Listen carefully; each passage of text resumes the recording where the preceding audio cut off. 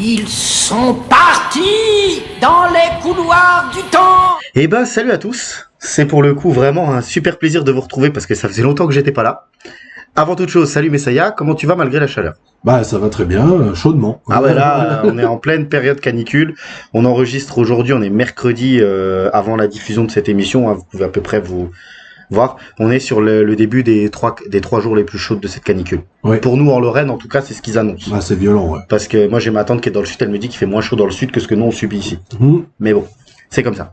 Donc je suis très content de vous retrouver déjà. Je vous remercie pour tous les messages de soutien que vous m'avez donnés. J'ai eu une période un petit peu. Tu nous as manqué. Ouais, bah vous m'avez manqué aussi beaucoup. Vous me manquez toujours. Je vais essayer de revenir un petit peu plus sur le Discord. Là, tous les soucis un petit peu personnels sont en train tout doucement de revenir à la normale. Ça va aller. J'essaie de toujours être présent pour la chaîne en retrait avec les miniatures, voilà, j'essaie toujours de participer comme ça. Merci pour vos messages de soutien, ça m'a vraiment fait chaud au cœur, ça m'a fait très plaisir.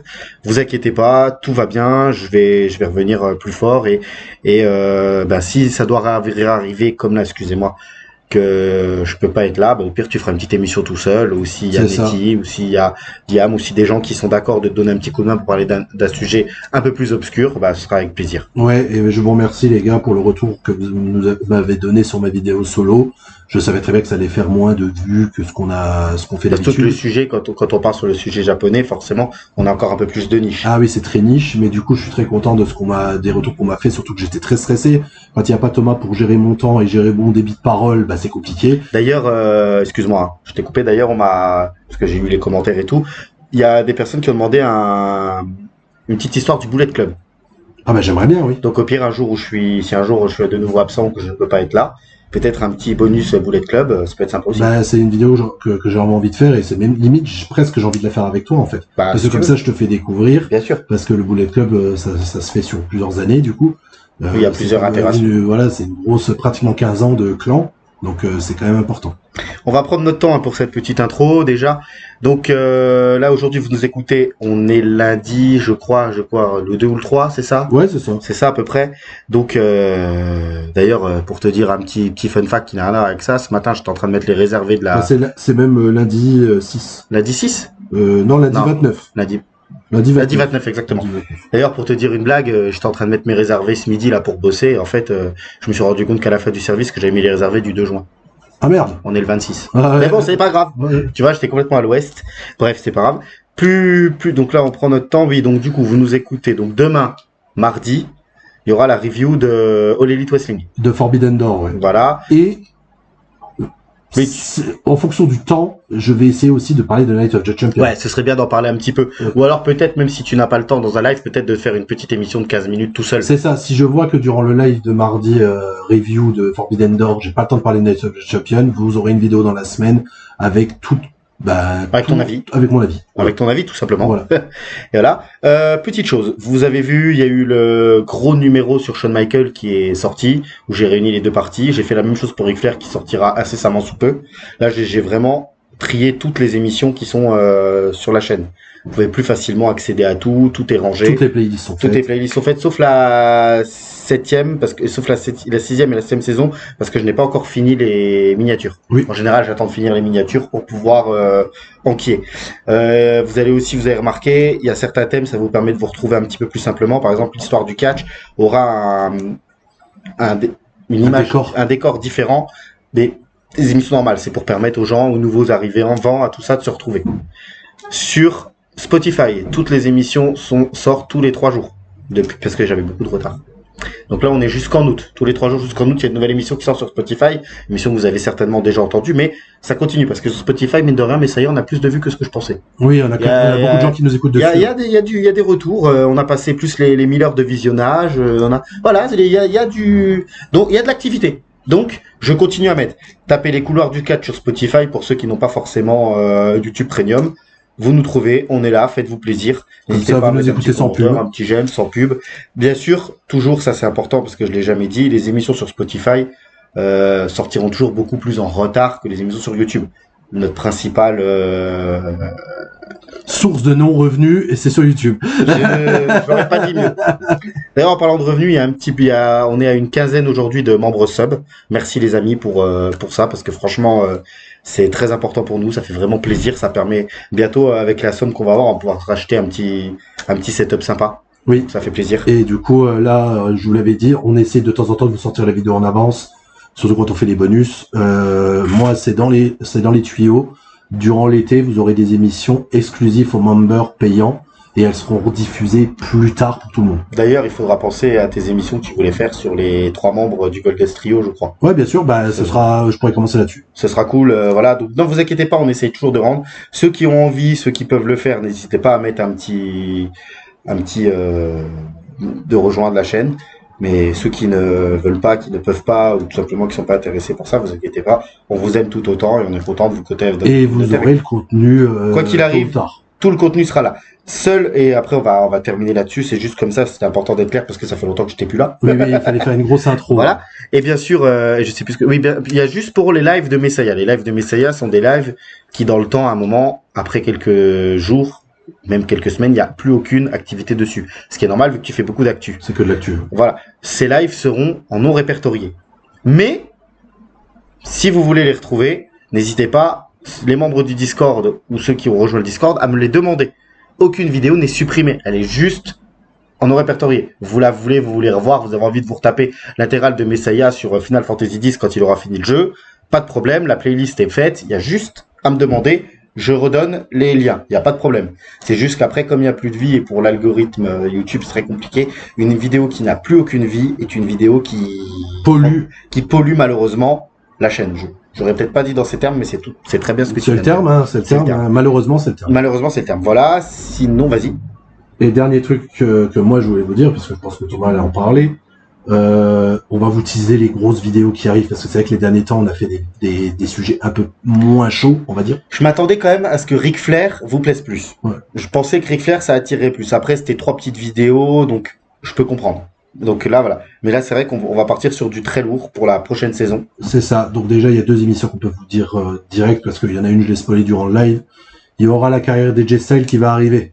Et ce sera avec notre collègue Netty. Ouais. Et là, je pense que la carrière d'AJ Styles, autant Ric Flair, elle a été en 3 parties, autant je pense que AJ Styles, on va essayer de la faire d'une traite. Oui. Faire une très grosse émission de peut-être 3 ou 4 heures. Exact. Parce qu'il y a matière pour AJ Styles.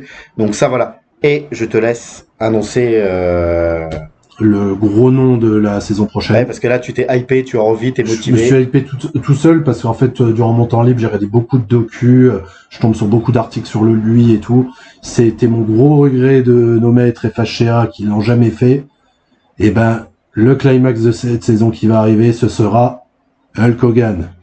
Voilà. Pareil, Hulk Hogan, on va essayer de se limiter en nombre d'heures, mais peut-être pas aussi court. Si on va peut-être essayer de faire 2h30, 3 heures par émission. Oui, faire quelque chose qui soit un peu plus long. Beaucoup à dire. Parce qu'il y a beaucoup à dire. Moi, je voulais faire le Taker. Messiah a choisi avec Hogan, c'est lui qui décide. Le Taker sera pour la saison d'après ou la saison d'après. Vous inquiétez pas. Tout est prévu, tout est là.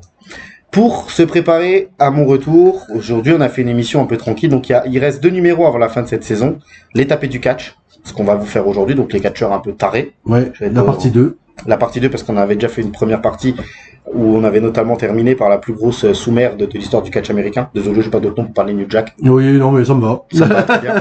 Toujours une honte de me dire que la WWE l'a mis en DLC payant dans WWE 2K25. T'inquiète, le dernier nom de cette liste, c'est une belle sous-merde aussi. Hein. Ouais, mais je suis pressé de voir. Enfin, je suis pressé. Voilà, je suis pressé de voir. Et ensuite, on va vous faire l'histoire numéro 2 avec du catch mondial avec un gros focus sur la NWA. Ça va être très intéressant, restez connectés les amis parce que ça va être très sympa, on va essayer de vous apprendre plein de choses.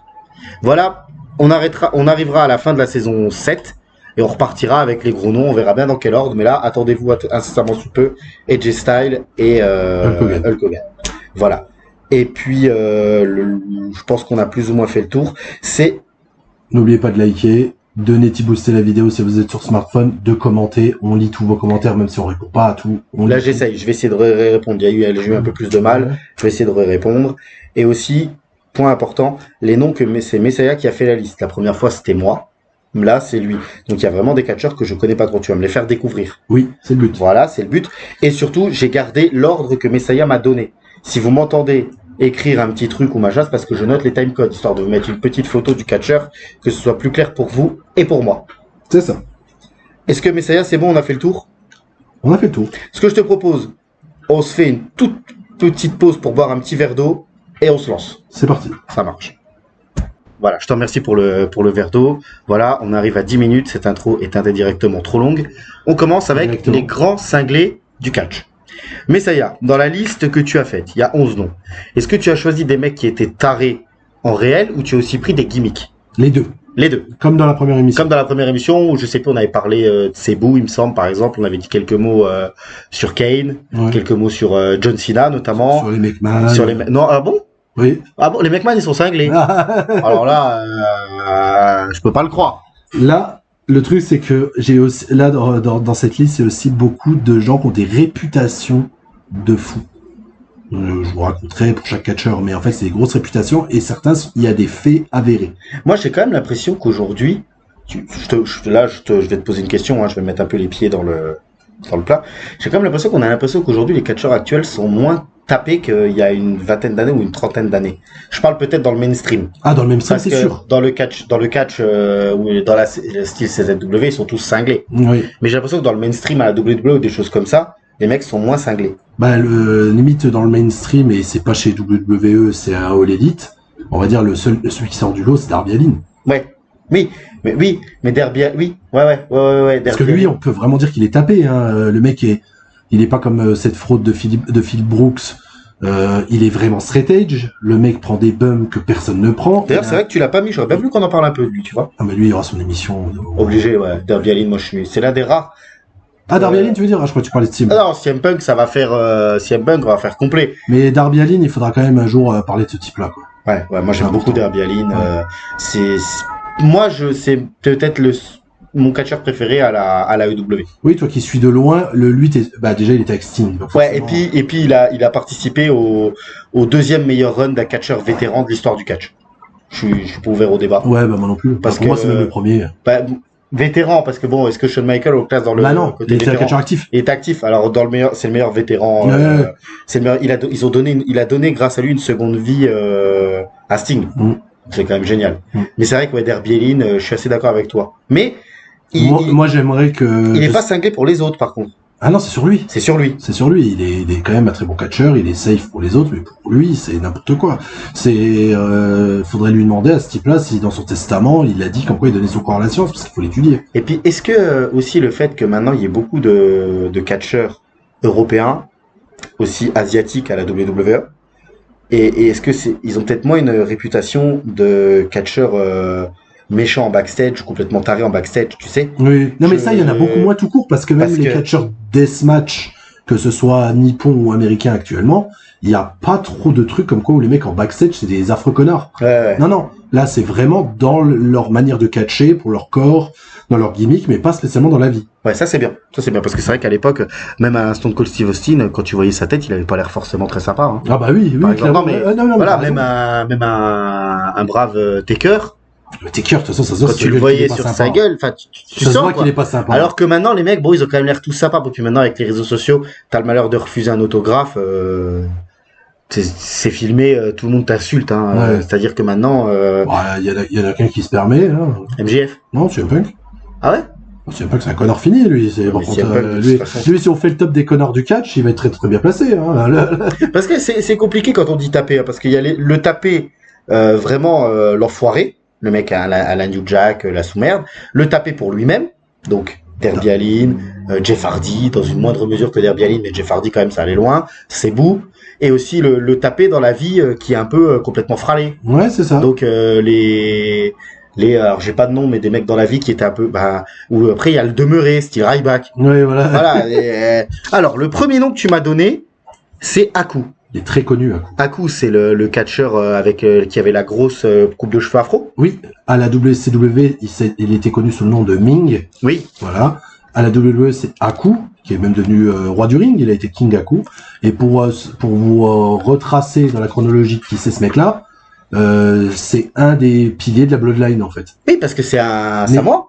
Non, lui, il est tongien. Donc, du coup, il est de la branche tongienne de la Bloodline. C'est lui qui a le père adoptif. C'est le père adoptif de Tamatonga et de Tangaloa. Tangaloa.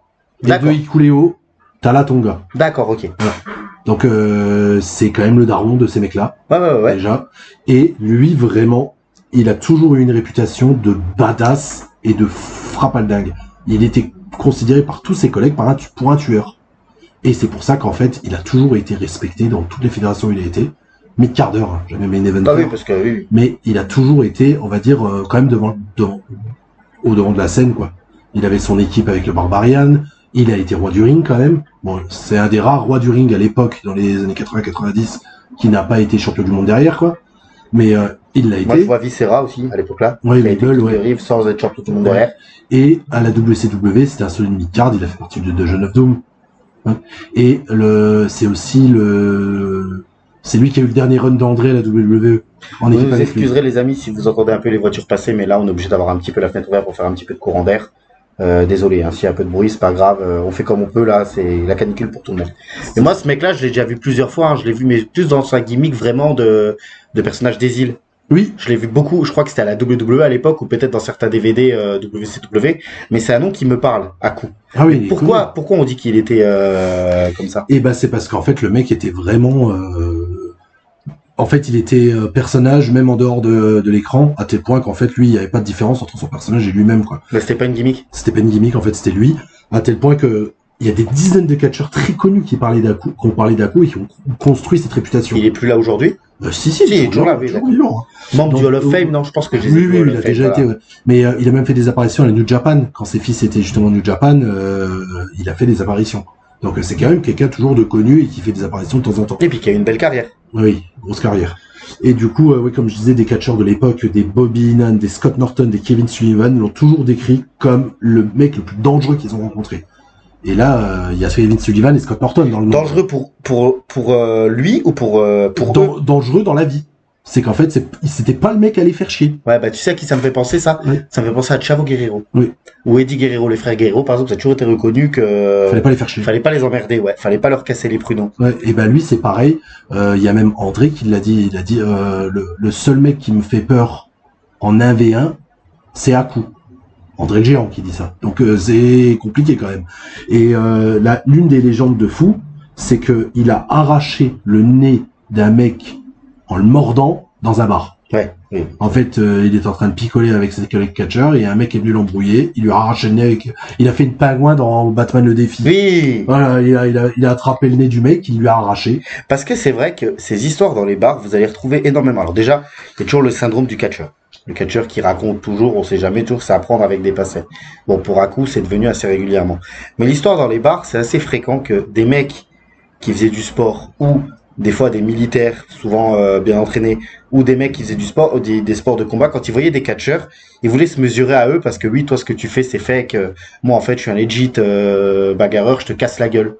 Et quand tu tombais sur ces mecs-là, bah forcément, même si t'étais legit bagarreur, Le mec était fou, de toute tu façon. te faisais péter la gueule. J'ai noté plusieurs anecdotes justement. Il aurait fait aussi une Mike Tyson Holyfield. Il aurait arraché l'oreille d'un de ses agresseurs en sortant de bar de boîte. Ouais. Il aurait agressé le bonhomme. Et il a énormément de témoins, donc vraiment beaucoup de catcheurs, énormément. Donc j'en ai cité des années 70-80, qui dit que c'était souvent lui qui neutralisait les mecs lors des bagarres alcoolisées. Ouais. Voilà, c'était lui, il était tranquille, calme, mais comme c'était un frappal dingue, s'il voyait que ça partait en cacahuète, c'était lui qui calmait tout le monde. C'était là, oui, parce que le gars, il arrivait, il te mettait 2 baffes dans la gueule, t'étais assis, quoi. Voilà, c'est ça, Voilà, c'est ça. exactement Un ça. peu comme le film Tais-toi, tu Ouais. sais. Tu te mets une baffe et tu finis assis par terre. Bah, t'as la ref? Totalement tardive. T'as la ref? Ouais, bah oui. Super. Et la dernière anecdote que j'ai, c'est que une fois, il aurait vrillé. Ça, c'est ses collègues de l'époque. Je crois qu'il y avait le Barbarian qui avait raconté ça et d'autres Samoans qui avaient raconté qu'il était avec lui. En fait, on est venu le chercher et là, c'est lui qui s'est énervé. C'est pas qu'il a calmé les mecs ou le machin. Là, il s'est vraiment énervé et qu'en fait, il a passé 2 nuits en garde à vue parce qu'en fait, les flics ont pas réussi à le calmer. En fait, il a tabassé les flics avec. Ouais. Voilà, c'est un coup, quoi. Et vraiment, son nom résonne. Comme je vous ai dit, l'une des dernières apparitions un peu importantes qu'il avait fait, c'était durant la période Bullet Club. En fait, quand Kenny Omega, les Young Bucks et tout se sont séparés du Bullet Club pour créer The Elite, il y a eu la rivalité avec Cody Rhodes. Et en fait, Cody Rhodes a fini par les rejoindre, ce qui allait amener de l'attention à la création de l'Elite Wrestling. Donc, c'était le groupe de l'Elite qui était différencié du Bullet Club. Et les anciens du Bullet Club, donc Tama Tonga, hein, en priorité, quoi, Tama Tonga et son frère, sont venus une fois dans un show avec leur père, avec des t-shirts écrits Firing Squad, le Bullet Club Firing Squad, c'était pour remettre tout en ordre dans le Bullet Club. Et en fait, ils ont dégommé toute l'élite. Donc le daron, à 60 piges, il a mis des patates aux autres. Ouais. Voilà, donc il est réputé comme ça. En fait, pour le faire apparaître, on flippe de à coup. Bah moi, j'ai envie de... T'as encore quelque chose? Non, j'ai fait tout. J'ai envie que je vais te citer un nom que tu n'as pas parlé, qui est pas dans ta liste, mais je vais quand même te poser la question parce que ça m'est revenu énormément aux oreilles. Il me semble qu'on en a pas déjà parlé. C'est une équipe légendaire de la ECW et on retrouve un petit peu ce côté un peu badass et un peu me fait pas chier dans le ring. C'est les Dudley Boys et notamment Bob Barret. Bah, Bob Barret, on en avait parlé. On l'a cité dans la première, il me semble. Il me semble, je sais plus. Bah oui, lui, il était legit à l'époque, réputé. À beauté des culs. Voilà. Sauf que lui, il était dangereux pour les autres. Ouais, c'est ça. Ouais. C'était un con. Ouais, oui, c'est un con. Et de toute façon, c'est toujours un con aujourd'hui quand vous voyez les techs qu'il dit aujourd'hui. Ouais. Devon, il avait l'air plus... Devon est gentil. Ouais. Il parle pas et tout. Bob Barret Dudley, il continue d'être un mec vocal dans le monde du catch vu qu'il a un podcast. Et hot tech de ma part, j'en ai parlé durant un précédent live. Attends. Laisse passer la moto. J'en ai parlé lors d'un précédent live.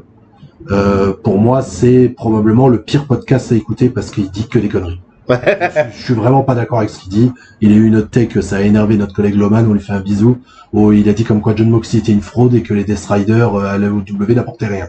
Mais le mec a été leader du clan de SCZ Night à la TNA. Ferme ta gueule. Ouais. Non, franchement. Ah, mais moi c'est bon, moi on aura dit quelques mots. Voilà. Alors, personnage suivant. Il y aura pas de timecode pour Bob Barret Dudley, hein. Vous êtes d'accord les amis, mais ça y est, a dit que quelques mots, c'est moi qui voulais, Alors, Kobayashi? Abdullah Kobayashi. Ouais. Abdullah Kobayashi, voilà. Alors vas-y, explique. Alors lui, il est très particulier et je pense que pas grand monde le connaît. Donc déjà, Thomas mettra une photo. Moi, je vous conseille d'aller taper son nom sur Google si vous voulez voir des sacrées images. Donc déjà, je montre un peu à Thomas, j'ai des images un peu là-dessus pour lui montrer un peu le gabarit du bonhomme. Ah, c'est Nettie en japonais. Ouais, mais avec des cicatrices partout. Ouais. Désolé, Nettie. Voilà. Et en fait, donc, de son vrai nom, c'est Yosuke Kobayashi, et il a pris le nom d'Abdullah. Pourquoi? Abdullah the Butcher? Pour Abdullah the Butcher, parce que c'était son mentor. En fait, c'est un catcheur qui a commencé à catcher dans les années 90. Tu l'as mis, The Butcher aussi, c'est bien, on va pouvoir en parler. Non, on avait déjà parlé de la première partie. En tout cas, j'ai The Butcher, là, dans ta liste. Je l'ai mis? J'ai Nick Gage et après The Butcher. Je sais plus ce que j'ai mis. Alors, parce que ça m'intéresse, The Butcher, parce que justement... C'est Necro Butcher que j'ai mis. Ok. C'est quelqu'un d'autre, ça. Autant pour moi. C'est quelqu'un d'autre. Il y a pas qu'un Butcher. Je rappelle que comment il s'appelle, le pote à Hogan, il a été Butcher à Starcade 80. 14, voilà, Brutus. Brutus the Barber Beefcake. Ouais. Donc, Lui aussi, il aurait pu être dedans. Oui. Donc, Abdullah Kobayashi, c'est une des figures emblématiques de la promotion Big Japan. Big Japan, c'est ou dans la fédération, c'est ou du deathmatch ou des gros bonhommes en slip noir qui se mettent des tartes. C'est très résumé, très réducteur, mais c'est à peu près ça. C'est une fédération qui tape dur au Japon. Et en fait, ce mec-là, il a été devenu l'une des plus grandes stars du deathmatch au Japon. Parce qu'en fait, il a vraiment popularisé les néons, les barbelés, tout ce que vous voulez. Il a eu, en plus, des déplacements aux États-Unis. Il a fait beaucoup de tournois à la CZW et tout ça. On va y venir. Et comment les mecs qui font pour pas se tuer, moi, la CZW, je comprends pas. Non, mais lui, en plus, c'est fou. Et, comme je dis, il a été formé par Abdullah the Butcher et Mr. Pogo. Mr. Pogo aussi très connu au Japon, où c'était un des mecs de l'indie, justement, qui faisait des catch hardcore. Je me suis toujours demandé, les néons et tout ça, ils sont gimmickés comme les tables, ou les chaises, non, c'est des néons. T'as jamais dans un chantier, t'as jamais cassé un néon pour voir ce que ça faisait? Bah, si, mais mais pas sur quelqu'un, quoi. Ouais, mais ça éclate tout pareil. Ouais, non, mais je me suis demandé comment les mecs faisaient pour pas se tuer, quoi. Voilà. Et donc, comme j'ai dit, c'est un des mecs qui a donné complètement son corps au catch. Vraiment. Il a vraiment été très loin. Et en fait, c'est lui qui fait la bascule entre le catch japonais ancienne école, le catch hardcore japonais ancienne école, là où il y a eu du Mick Foley, là où il y a eu du Atsushi Onita et tout ça. Tu avais parlé avec le ring qui brûle. Ouais, le ring qui explose et tout ça. Et en fait, lui, c'est celui qui a fait la bascule dans le catch deathmatch japonais moderne. C'est vraiment lui qui passe de l'image d'Atsushi Onita, on passe à Abdullah Kobayashi. C'est vraiment un fou dangereux et surtout, le mentor c'était Abdullah the Butcher, donc un gros taré. Donc c'est pour ça qu'en plus il est japonais, il a la même tenue qu'Abdullah the Butcher. Il a un énorme turban képier, un pantalon large et il a vraiment le même délire à sortir la fourchette aussi, tout ça. Et C'est ce qui se mettait dans le front, ça. ouais, c'est exactement ça. Et en fait, lui, vraiment, il a tout fait. Au niveau des spots, c'est des spots de con, quoi. Comme je dis très souvent, c'est tous les spots de con, il les a fait. Hein, vous inquiétez pas. Je me souviens d'un de ces matchs qui m'avait marqué. J'étais tombé une fois sur un highlight sur YouTube où en fait ils ont fait une dame, une vierge de fer, une dame de fer. Tu sais, le truc de torture. Et vierge de fer. C'est une vierge de fer, sauf que tu remplaces les pics par des néons. Oui. Voilà. Voilà, C'est peut-être mieux parce que sinon, avec les pics, tu le butes, le mec. tu le butes, ouais. Donc il a eu quelques titres un peu partout dans le monde. Il a remporté plusieurs tournois deathmatch au Japon. Il en a participé à beaucoup aux États-Unis. Et à tel point qu'en fait, en 2010, il a fait c'est là où il fait ses débuts au State, dans le Tournament of Death 9. Il est pas si vieux, alors. Non, il a commencé aux années 90. Ben, il est né en 76. Ok. Voilà. Et donc dans le Tournament of Death 9 de la CZW, donc un des tournois les plus prestigieux, je mets des guillemets, du deathmatch, et il va battre Nick Gage au premier tour. On y reviendra, Nick Gage dans la vidéo. C'est un nom qui me parle, Nick. Voilà. Et mais il a été éliminé au tour suivant. Mais ça a été marquant parce qu'en fait le mec vient et il bat l'une des plus grosses stars du deathmatch aux US. Par contre, en 2013, il a chopé l'hépatite C. Ah merde. Ce qui l'oblige à interrompre sa carrière pendant 1 an. C'est avec le sang, ça. Ouais. Sauf qu'en fait, le mec a réussi à combattre la maladie et à revenir. Ok. Catché et toujours saigné, hein, c'est ça qui est fou. Et du coup, il a pas encore pris sa retraite. Il continue de faire des apparitions de temps en temps à la Big Japan. Parce que c'est un des noms de la Big Japan. Ok. Ouais, c'est intéressant, ces mecs qui sont vraiment capables de faire fi de la douleur, de faire fi de tout pour divertir le public, quoi. Ah ouais, non, C'est parfois, je trouve ça un peu bête, parce que c'est vrai que c'est dommage de subir comme ça.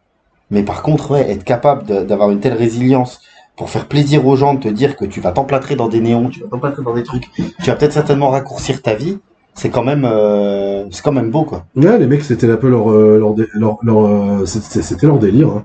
Les mecs ont jamais eu peur. Je suis désolé parce qu'en fait j'ai mes notes qui sont en train de bugger là. Moi j'aime bien regarder des fois le mec, je sais pas si tu l'as déjà vu, le gars sur les réseaux sociaux qui s'amuse à faire des descentes du coude sur des fours à micro-ondes. Mais c'est moi qui te l'ai présenté. Ben, je suis retombé dessus sur ces. C'est ma page préférée de Twitter, le Superhuman. Faut quand même être complètement con. Le mec catch tout seul dans son jardin, il s'éclate sur n'importe quoi. T'imagines les voisins quand même.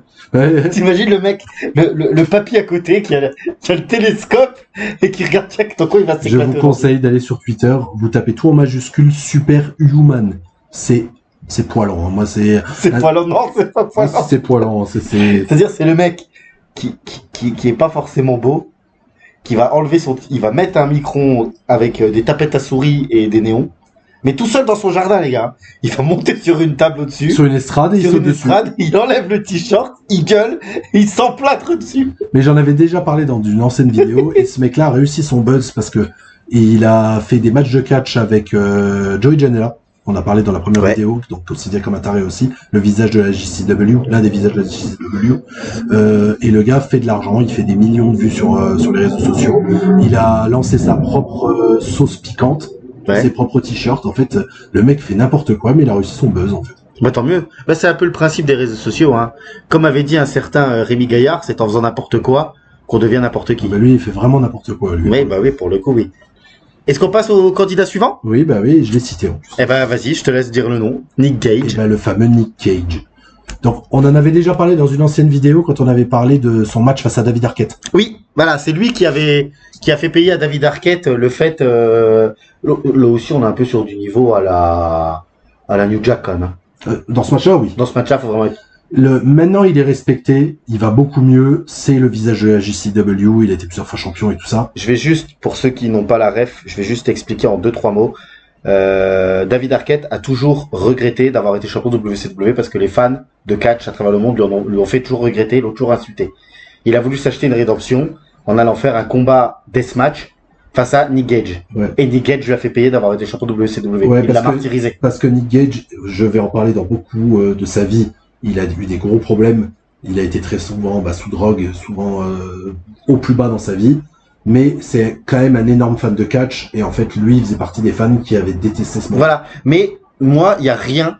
Pour moi, il n'y a aucune excuse pour ce qu'il a fait à David Arquette.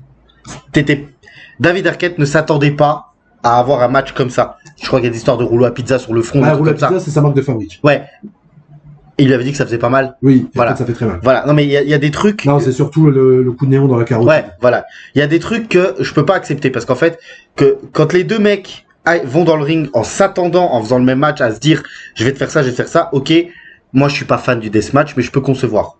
Mais là, quand tu prends un mec qui ne s'attend pas et que tu lui mets ça, moi, c'est avoir des toutes petites testicules. Oui. Je Non, te- mais sur ça, ça a été un connard. Hein. Voilà. Je te laisse reprendre maintenant sur New Gage. Mais du coup, comme j'ai dit, il a été ultra controversé pendant, on va dire, tout son C'est quoi, c'est un parcours. catcheur principalement hardcore et deathmatch. C'est ça, en fait, le mec, il a découvert le catch un peu comme tout le monde. Et en fait, lui, il a commencé à faire du catch dans les jardins, à faire du backyard. Et en fait, il s'est rendu compte qu'il avait une tolérance à la douleur très élevée. Il s'est lancé dedans, sauf que c'est quelqu'un qui avait C'est ton Oui. ordinateur qui fait le bruit? C'est mon ordinateur. Ok, d'accord. Donc du coup, c'est quelqu'un qui est très vite tombé malheureusement dans des addictions parce qu'il n'avait pas une vie facile dans le coin où il habitait aux États-Unis. Je vais essayer de le retrouver. Il a un frère aussi et en fait Christian? non, Non, c'est pas Christian ou Cage. Johnny non plus. Johnny Cage. Il s'appelle pas comme ça à cause de ça? Non. Non. Donc Personnage de Mortal Kombat, les gars. bah, Johnny peut-être que Cage il l'a pris par rapport à ça, mais j'ai un doute quand même. Donc du coup, ce qu'il a fait, c'est comme j'ai dit, c'est que ça a été ça a été le tout premier champion poids lourd de la CZW. D'accord. Donc du coup, c'est que le mec, on savait ce qu'il. Ça représente quoi, excuse-moi, je te pose la question. Ça représente quoi la CZW aujourd'hui aux États-Unis?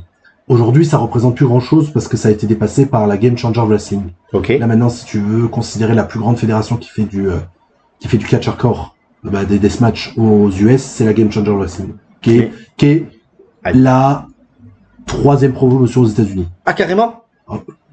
Pour moi, Game Changer Wrestling, c'est au-dessus de TNA. Donc tu mets WWE, All Elite et Game Et Changer. Game Changer Wrestling. C'est que du deathmatch? Non, il y a de tout en fait. C'est le pinacle du circuit indépendant. Ok. Voilà. Mais donc tu vas pas te taper que des matchs hardcore. Non, il y a Tu peux te beaucoup de taper aussi des spot-fest. très bons matchs. Il y a des bons matchs classiques, il y a beaucoup de spot fest et pas mal de hardcore. Mais à l'époque où c'était Nick Gage que tu viens de dire champion de CW, la CW c'est... C'était la grosse fédération hardcore. D'accord, voilà. Voilà. Donc c'était vraiment dans le circuit indépendant, c'était the place to be. Et il y a plein de catcheurs éminents aujourd'hui qui sont passés par la CZW. Bah, John Moxley. c'est peut-être le plus connu aujourd'hui. Non mais c'est peut-être celui qui a eu qui est le plus Le haut plus haut. placé. J'ai envie de te dire Kevin Owens et Sami Zayn quand même. Ouais. Style, il est passé là-haut. Il faisait pas de hardcore. Mm. Mais il y a plein, parce qu'en fait, il y avait pas que du hardcore à la CZ. Le main event, c'était hardcore. Des matchs dans la soirée étaient hardcore, mais il y avait des matchs, des fois, entre guillemets, de junior ou de cruiserweight. C'est bien que tu le dises parce que souvent les gens ils pensent que la CZ c'est que du hardcore. Bon. Non, on a regardé beaucoup de best-of sur le Discord, et en fait, à chaque fois, on était, mais tiens, c'est J-Style, ça. Ah, tiens, c'est machin, Oui, parce que AJ Styles, j'ai du mal à l'imaginer à se mettre des coups de néon en pleine tronche. Non, il le faisait pas. Ouais, voilà, c'est pas son Ouais, truc. Voilà, il le faisait pas. Il est Samoa Joe est passé CZW aussi. Ouais. Donc, pas mal de mecs y sont passés. Et donc, du coup, il a fait un nombre record d'événements. Hein. Il a participé à énormément des tournois. Hein. Justement, on l'a appelé le King of the Deathmatch. Parce qu'il a participé à énormément de Tournament of Deaths. Qui est le tournoi le prestigieux, je mets des guillemets, de la CZ. Le gros tournoi annuel. Qui se passe en plein air, en général. Où ça part en cacahuète. Oui, quand tu payes ça pour voir des accidents de bagnole. Voilà. Et il va très vite aussi avoir un autre nom, The King of Ultra Violence, donc le roi de l'ultra violence, hein, tout simplement. Et il va utiliser tout ce qui est possible, lui, barbelé, néon, sa fameuse roulette à pizza, hein, où ça va devenir sa marque de fabrique, où il assère le front avec une roulette à pizza, hein, où il y a eu une connerie qui s'est passée à All Elite à cause de ça, j'en parlerai un petit peu après en anecdote. Et en fait, c'est un anti-rebelle, sa gimmick. Et il va avoir plein de supporters parce qu'il va avoir une base de fans énorme et il va les nommer les MDK, le Murder Death Kill. Putain, on dirait que c'est un gamin qui a donné le nom, quoi. C'est un jeu vidéo à l'époque, quand on était gamin, c'était un jeu vidéo. Ouais, bah oui. MDK. MDK, bah voilà, donc du coup il va reprendre Ou c'est aussi, ce truc-là. excuse-moi, un clin d'œil au film Demolition Man. Meurtre, mort, détruire. Ouais, c'est ça. C'est exactement ça. Ouais. Et en fait, le truc, c'est que lui, sa carrière, elle va être mise en pause à plusieurs moments parce qu'il a trop de problèmes d'addiction et de problèmes dans la vie. Il y a son frère qui va mourir. On est désolé les gars pour les voitures, mais on peut pas faire la fin. Son frère va mourir, ouais. Son frère va mourir d'un suicide en fait, ouais. en voiture. Et en fait, il va avoir beaucoup de mal à s'y remettre. Et en fait, il était déjà à fond dans la drogue pour supporter tous ces deathmatchs et toutes ces conneries-là. Donc du coup, il était très drogué. Et en fait, il va être condamné à 5 ans de prison. parce que au summum de sa drogue, et les catcheurs-là gagnaient pas beaucoup d'argent à l'époque. Et en fait, il avait besoin de sa dope, il catchait plus trop, il avait plus trop de booking parce qu'il était en pleine dépression. Qu'est-ce qu'il va faire? Il va tenter de braquer une banque. Il va braquer une banque, et qui va réussir, mais il va se faire gauler la semaine d'après. En fait, dans la semaine, il va se faire gauler, et il va plaider coupable, justement, parce qu'il se dit, ça va peut-être le moyen de me soigner, c'est d'aller en tôle, quoi. Le truc, c'est que c'est quand même cocasse, c'est là où c'est vraiment un gland et qui devait vraiment être très drogué, c'est que quand il fait ses entrées dans le catch, il est toujours masqué. Il a toujours un bandana de bandit, toujours une casquette ou un bonnet. Tu vas pas me dire qu'il a mis le même masque et la même casquette pour aller braquer la banque? Non, il a fait pire. Il l'a braqué à visage découvert. Vraiment, Thomas me regarde avec un air de... Bah non, mais si tu veux faire quelque chose, fais-le bien, quoi. Ouais, et du coup, donc il va être 5 ans de prison en 2011. Il va être libéré, il me semble, en 2016 ou peut-être un peu avant par bonne conduite. Il va quand même libérer, surtout que il va se motiver à mort durant quand il va être en prison, parce que il va se remettre en question. Il va plus pouvoir se droguer, donc du coup il va se sevrer, et en fait il va recevoir des milliers et des milliers de courriers de fans de la CZ qui voulaient son retour. Et en fait il s'est dit non mais en fait j'ai vraiment construit quelque chose dans le monde du catch. Je veux y revenir, c'est ma terre, c'est ma vie. Donc en fait ça lui a bien aidé. Sauf que en fait, il a pu sortir plus tôt. Sauf qu'en fait, il avait encore un peu de drogue dans le sang et il s'est fait gauler dans un test antidopage où il a tenté de donner l'urine de quelqu'un d'autre. Et il s'est fait gauler. Du coup, il est en mise à l'épreuve, il retourne en taux. Ouais, mais là, il s'est redrogué, c'était pas du reste du sang. Je pense qu'il s'est embrouillé. Il s'était redrogué. Voilà. C'est tellement dur de décrocher. C'est ça. Et du coup, en 2016, il est revenu. Et du coup, là, il arrive à la Game Changer Wrestling avec tous ses liens et tout ça. Et ça va devenir le visage de la promotion. Littéralement, il y aura lui, Joey Janela, qui vont être vraiment les gros visages. Et c'est, comme j'ai dit, c'est un gros catcheur hardcore. Là, il n'y a aucun débat là-dessus. Il y a un Dark Side of the Ring sur lui, si vous voulez avoir plus de détails, parce que là, j'étais assez vite. Et je vais raconter la dernière anecdote qui est la plus folle. Qui est vraiment la plus folle, et c'est pour ça que le mec, il est considéré comme un énorme badass, en plus d'être taré. Son histoire avec... David Arquette. C'est avant la prison ou après la prison? Après la prison. D'accord. Donc c'est quand même quand il s'était calmé, c'est ça qui est dommage. Avant de parler sur l'anecdote la plus folle, je place juste la blague au Elite Wrestling. Parce qu'en fait, comme Tony Khan est un gros fan de catch, dans les débuts de l'élite et tout ça, il faisait venir les catcheurs un peu partout. Et en fait, dans la storyline entre Chris Jericho et MJF, MJF avait imposé à Jericho des travaux, un peu comme les travaux d'Hercule, tu vois. Et en fait, à chaque fois, il affrontait un catcheur différent. Et dans un des weekly, à Dynamite, il a affronté Nick Gage. Sauf que Nick Gage ne réapparaîtra plus jamais à la télévision dans la chaîne TNT, parce que je sais pas s'ils ont fait exprès, je pense qu'ils ont fait exprès, sauf que c'est très mal passé auprès de la marque. C'est que durant une publicité commerciale, justement pour pas le mettre à la télé directement, donc durant un picture in picture, tu vois c'est quoi? C'est quand t'as les pubs et qu'en fait t'as deux écrans, au-dessus de voir le match, mais t'as les pubs qui passent en même temps. Et ben en fait il attrape Jericho, il sort sa roulette à pizza, il commence à lui lacérer le front. C'est quoi la pub qui est en même temps? Pizza? Une pub pour Domino's Pizza. Ça c'est con. Et du coup, Domino's Pizza, ça leur a pas plu. Je pense qu'à la base, c'était une boutade de la EW qui se sont dit c'est bien et ça va être raccord. Voilà. Et en fait, Domino's Pizza n'a pas du tout accepté ça. Donc du coup, ils ont dû rétropédaler. C'est comme si pendant les matchs de la FIFA, t'avais des pictures in picture pendant les matchs de la Coupe du Monde avec des bouquins sur la corruption. Vaut mieux pas. Et je vous donne la dernière anecdote après parce qu'on est suivant, parce que c'est quand même important. C'est un des noms les plus importants de la liste. Hein, je t'écoute, moi ça, je suis passionné. Voilà. C'est que lors d'un tournament of Death, j'ai plus lequel est l'année, il va affronter un catcheur. Alors le mec, il a l'habitude de prendre des bums de con et de se blesser sur des trucs de fou. Sauf qu'en fait, il va se faire projeter à l'extérieur du ring, sauf que les cordes, c'était du barbelé. Et en fait, il va se déchirer sur le barbelé. Et en fait, la blessure, il va perdre des litres de sang. Le problème, c'est qu'une coupure, ça pisse. Voilà, et qu'en fait, le truc, c'est que c'est en plein air, les tournements of Death, et que c'est pas forcément accessible. Donc, les médecins ont mis du temps à intervenir, par hélico, et en fait, il a été cliniquement mort dans l'hélico. Waouh. Et en fait, le mec s'est réveillé à l'hôpital. Waouh. Chaud quand même. Donc quand même badass, parce que le mec en est mort, mais non, il est pas mort. Il est plus fort que la mort. Et le pire, c'est que quand il se blesse et qu'il commence à perdre des litres de sang, les médecins, le temps que l'hélicoptère arrive, essayent de le retenir, ils voulaient retourner dans le match. Oui, bah oui. Voilà. Ouais, c'est le Taker qui a perdu pour le coup. Voilà. Donc du coup, il est mort plusieurs minutes avant d'être réanimé, avant d'arriver à l'hôpital, dans il est mort dans l'hélico, et en fait, dans l'hélico, ils ont réussi à le réanimer. C'est quand même oufissime. Ah, quoi. c'est quand même ouf, ouais. Ouais.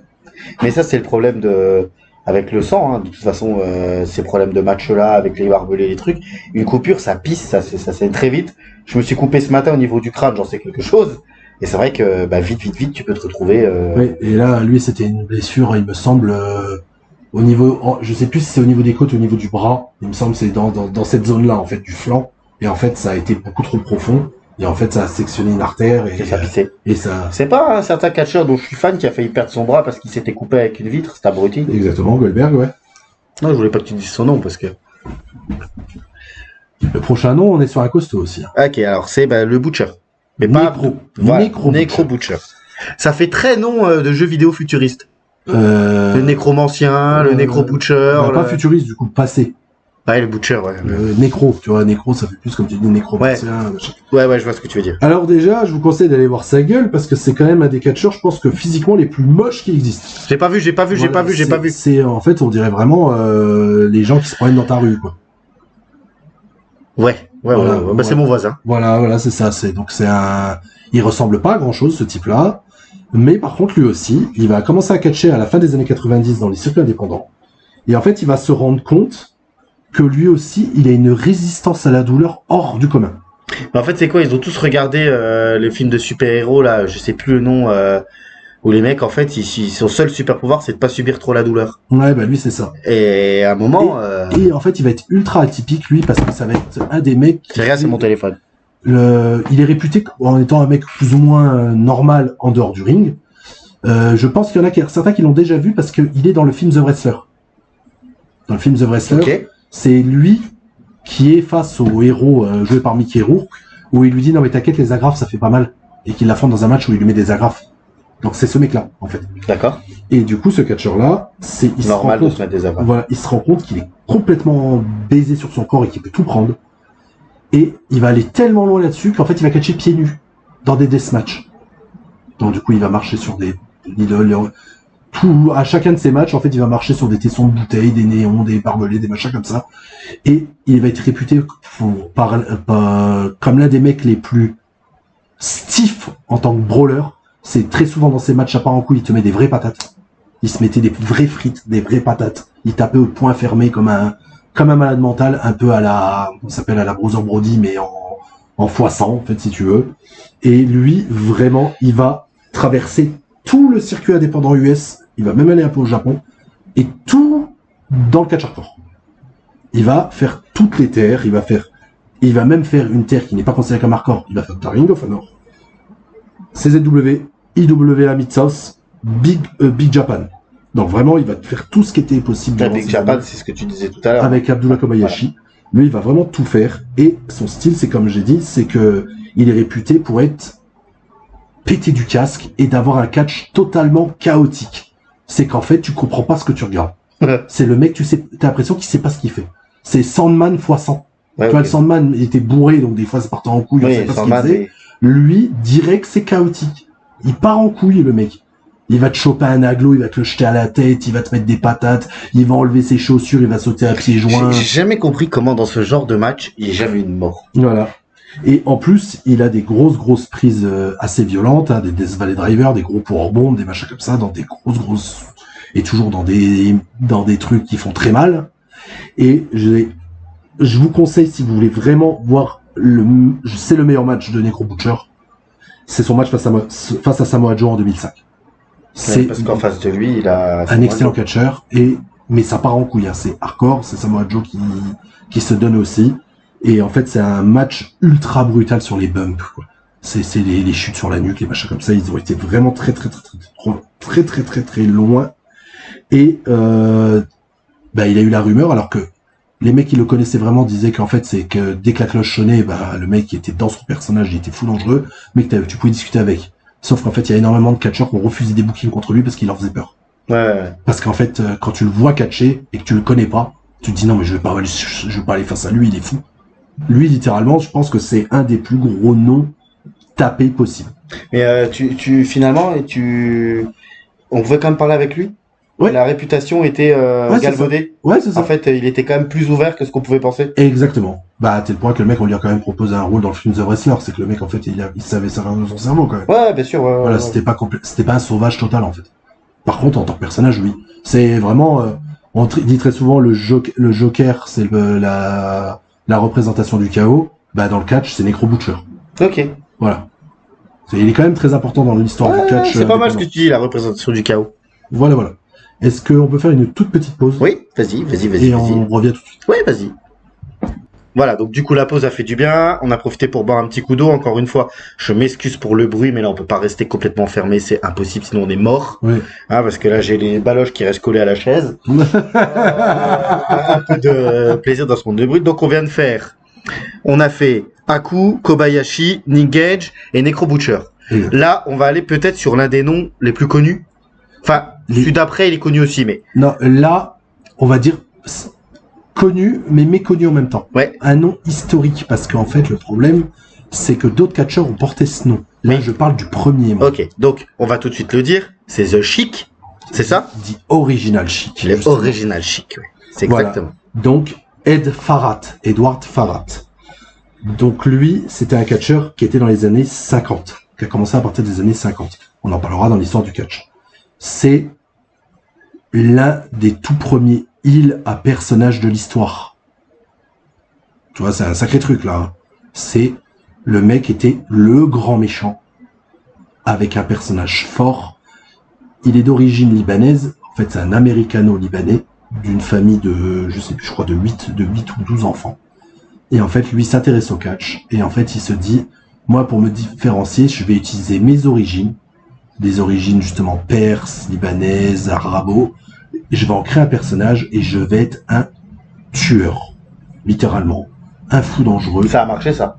Et ça a marché comme t'imagines pas. Je suis désolé, faut que tu parles un tout petit poil plus fort parce qu'avec le bruit. Oui, je dis, désolé. ce que tu n'imagines pas. Ouais. Comme je dis, c'est le grand pionnier des personnages méchants dans le Et puis catch. surtout que ça n'existait pas à l'époque. Enfin, on était qu'aux prémices des gimmicks. C'est ça. Là, c'est l'un des premiers à avoir une gimmick forte et du côté méchant. Ouais. Voilà. Parce qu'on parle souvent de Gorgeous George, qui avait une des premières gimmicks tout court. Là, c'est vraiment violent. Je vais quand même fermer les fenêtres parce que là, c'est plus possible. Là, on arrive en heure de pointe, ils reviennent tous du Luxembourg, vous me pardonnez. Hein. Voilà, ferme la fenêtre, tranquille. Pendant que Messiah ferme la fenêtre, les amis, n'hésitez pas à vous abonner, à mettre un petit j'aime, à mettre un commentaire. On a énormément besoin de vous pour faire bouger l'algorithme youtubesque qui n'est pas toujours très gentil avec nous.